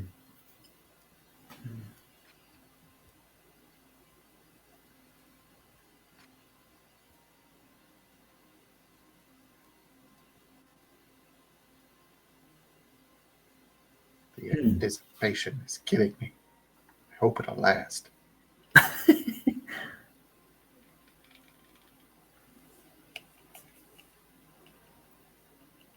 Okay. He still has you in the grapple.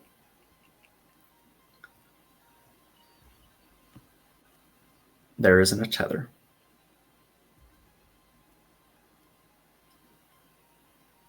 He has you on the edge of this cliff. Mm-hmm.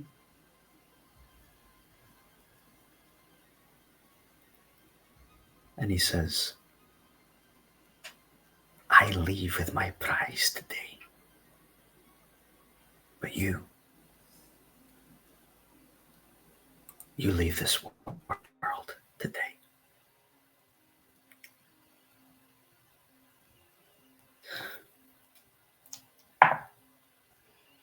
Roll me one more athletics. Come on, buddy.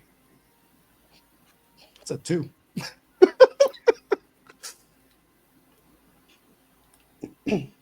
Throw the dice in the garbage. I need to throw the whole laptop. What are you waiting for? I don't have another one. Harpon. On the edge of Moonshiver Cliffs, Mhm. you feel the wind on your face. You felt this harsh cold before, soaring high above the clouds with Niz. That is the memory that comes flooding back to you as soon as that cold, brisk air comes in. All you can smell is her.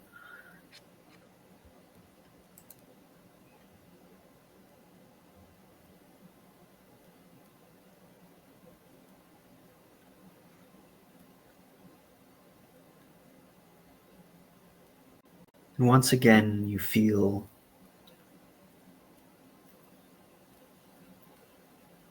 a lightness to you.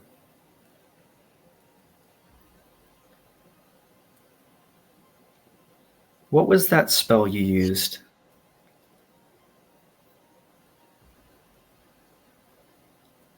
Was it Control Wind? Me? Uh, Or Opal? yeah, Opal. Yes, it's something like I think it's called. Do what is you it? have another spell slot for that? That is the question. Where is that?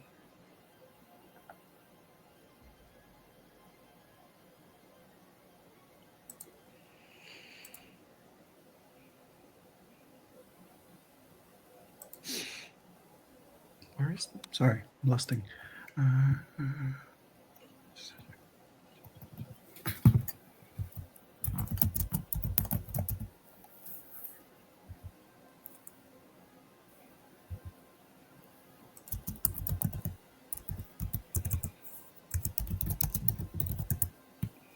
Control winds. I do have another spell slot. Yes, I've only used 1 out of 3 spell slots that I have at that level. I would like to use that for this instance.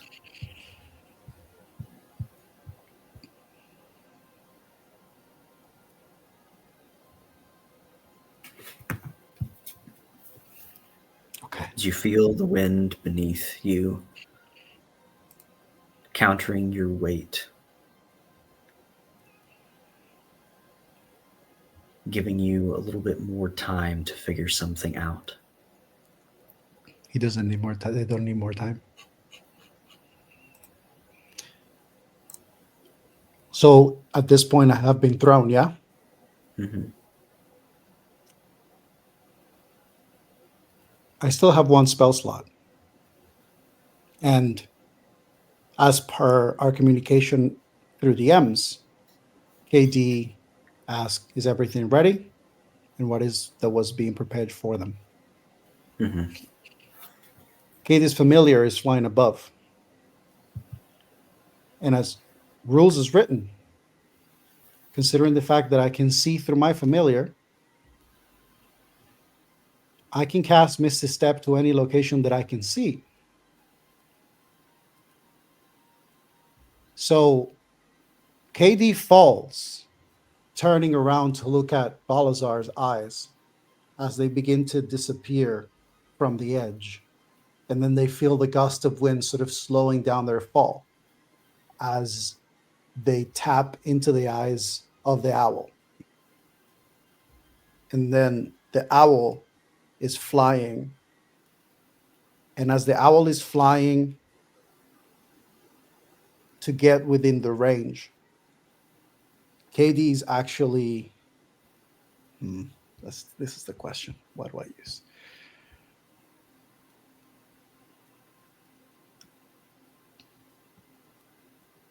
KD is actually going to.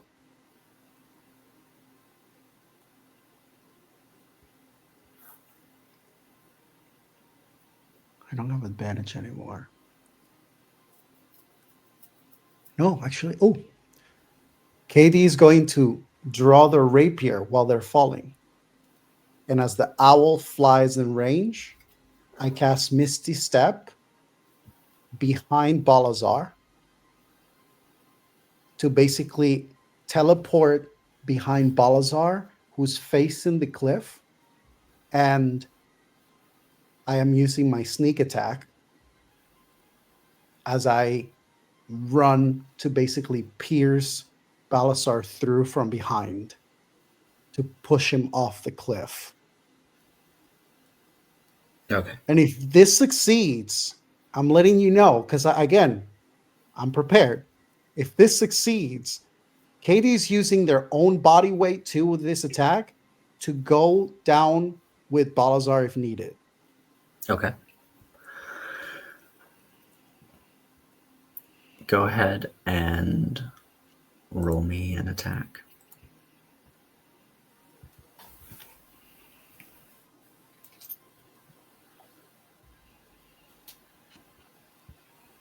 Do I get advantage because I'm appearing from behind? Surprise attack? Yes. Don't fail me. Does a 24 hit? 24 does hit. Great. Finally. So that's going to be 12 points of damage plus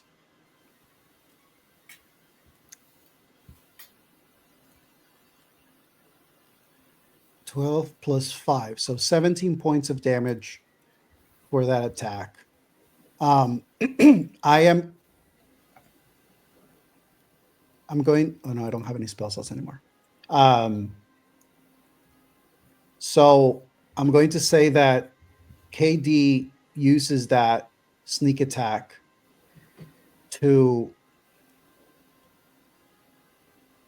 wait, I do have another spell slot, first level. I'm casting Hex on him, and I'm putting that, so that's going to also give him 3 points of necrotic damage, and I'm putting the Hex on his strength to give him disadvantage if he tries to use his strength to try to prevent himself from falling. Well, that's an interesting thing because I rolled to see if he would fall off the cliff with that attack. Okay.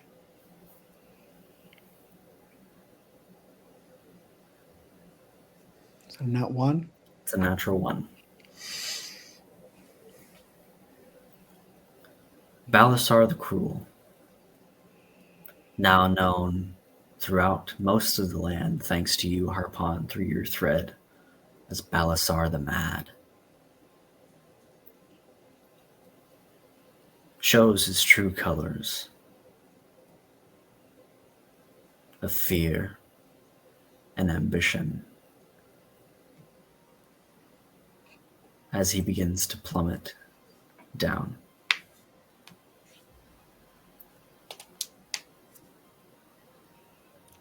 If I may, Mm-hmm. KD, upon getting the thrust and pushing, well, this is happening fast.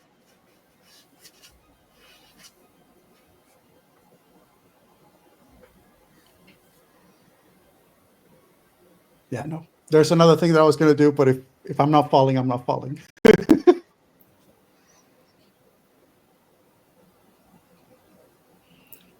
I need you to roll me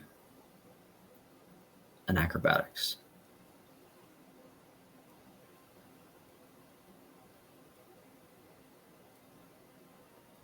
That's a 17. 17.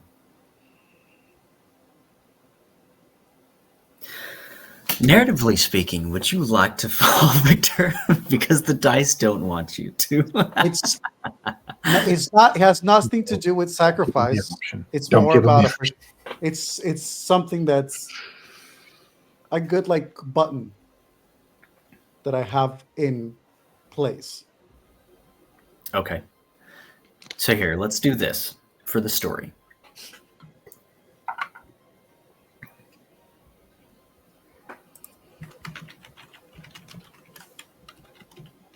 As you push Balasar off,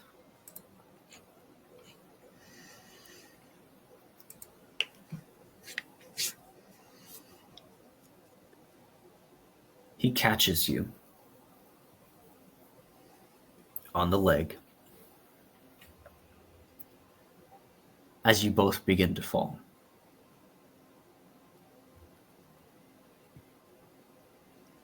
You find yourself caught, your arm above you, by a gentle, familiar hand, as Lady Opal clings to the side of Moonshiver Cliffs, holding your hand as Balasar hangs onto your foot.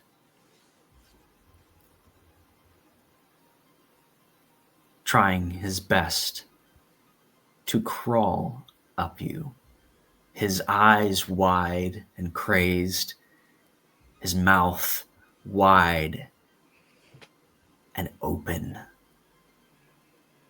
like a dragon beginning to rear their head back to fire a breath weapon. As acid begins to gurgle in the back of his throat, now is the chance to do whatever you need to. Can I chromatic orb down his mouth?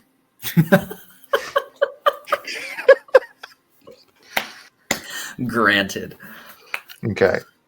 Before I actually roll, I've realized something. Godi has items which are an item which is called the Braidstone Gauntlets, because since I didn't want to homebrew a whole item, I took an existing item that did the same thing, which was a +2 to attack rolls and to saving throws. My problem is I've been rolling +9 for all of the spells, but +11. it should be +11 because the item that I used originally requires attunement by a wizard. So D&D Beyond wasn't taking that item into account this whole time. So from 15 feet away, to be out of the anti-magic field, do I have advantage because he's technically prone? Yeah. Fuck yeah.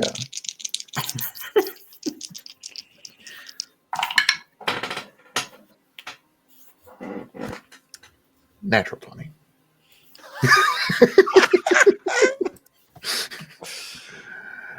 Because he is Godi, the chromatic orb was going to be cold damage.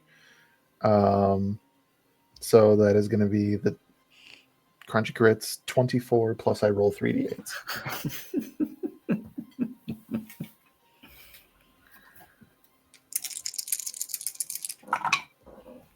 So 24, 30, 33, 41 points of cold damage. 41. Right down his gurgly acid mouth. Looks like he's got a little bit of acid reflux, so I just gave him a peppermint Tums. Go the Bismol.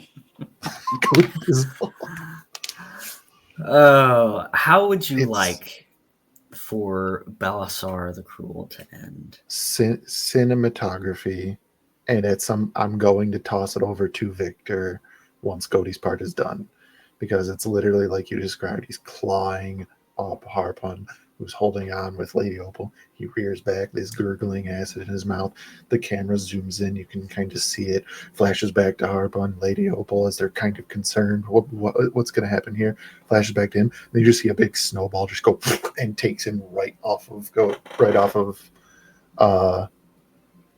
Harpun's leg. And yeah, it is much like Die Hard. Freaking Jeremy, or not Jeremy Irons? That's the later ones. Alan Rickman. Alan Rickman, yeah, his character falling off of Nakatomi Tower, falling down Moonshiver Cliffs. If I may. Yes, you may. Hans, that's the one. Thank you, Tarzan. Love you, buddy. Katie looks at Opal telepathically. Katie says something to Opal while they're smiling. Opal looks at them and lets Katie go. And so Katie starts falling, aiming to get to Balazar. Katie falls and manages to reach and get close to Balazar.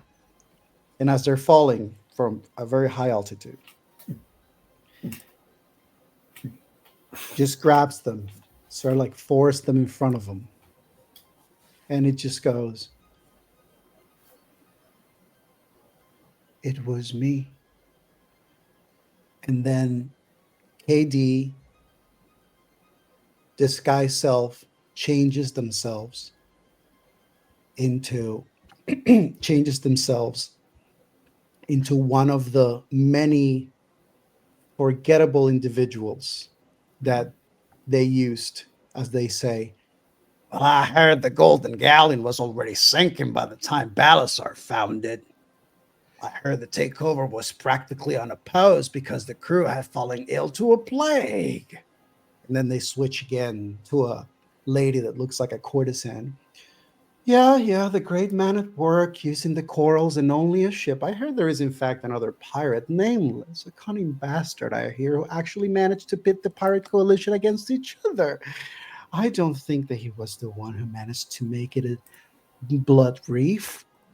While this is happening, KD uses one charge of his. Why do I keep losing my stuff? KD uses one charge of his coral amethyst slowstone that increases gravity as they now are plunging even faster, similar to the time when KD was fighting Opal. And so they keep falling, and KD keeps going from character to character of individuals that they used to spread the word of the rumors that slowly withered the support and numbers that once upon a time Balasar used to have. Word across the sea is to be that the Scarlet Brotherhood is concerned. I'll be hearing rumors about the Navy's growth and how they'll be turning their gaze even more toward the Brotherhood. So what? Pirates always been infamous. What they worry me about after this time, there's nothing to worry. Ha, blind ball. That'd be a good one. And it's in that one that KD turns back to themselves.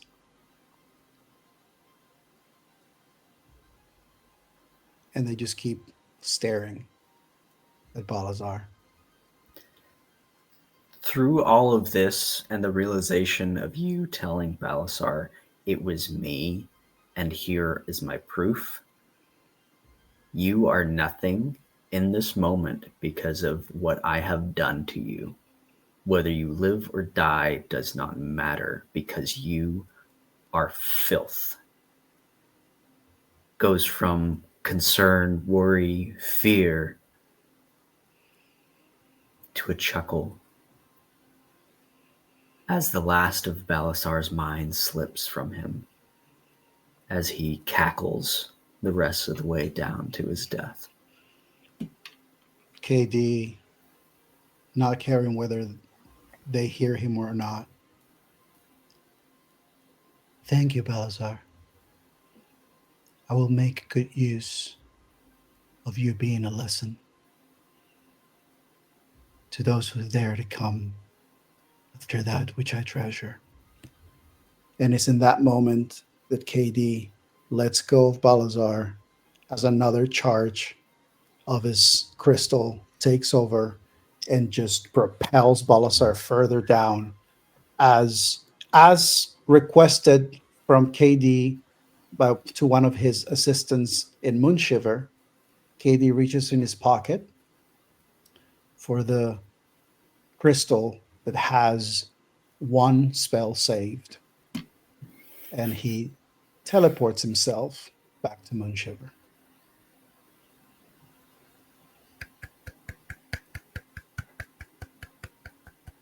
And so ends the life of Belisar the Cruel. And once again, Moonshiver stands safe and sound, ready to rebuild. And in the next coming days, Godi Mimirson will descend into the divining pools and find his way through the astral sea to the party in the Tower of Divination on the island of Nen. And that's where we'll pick up next week on our Tales of Vardin on To Be Diced. Thanks everybody for coming by, hanging out for 4.5 hours. We got it done, everybody. We got it done. Oh wait, no, I want to. What do you want to do? What do you want to do? Keep going. Keep going. Why? No, I had things I wanted to. But the things. Wait, I want to tell you something. I want to tell you. Wait. Can we role play the whole victory dinner after all this? Sure. Where we go Shawarma. to Burger King? Shawarma. And then we get shawarma. All right. We'll see you guys, everybody. Good Thanks for night. stopping by and watching this. Bye. Had fun. Bye.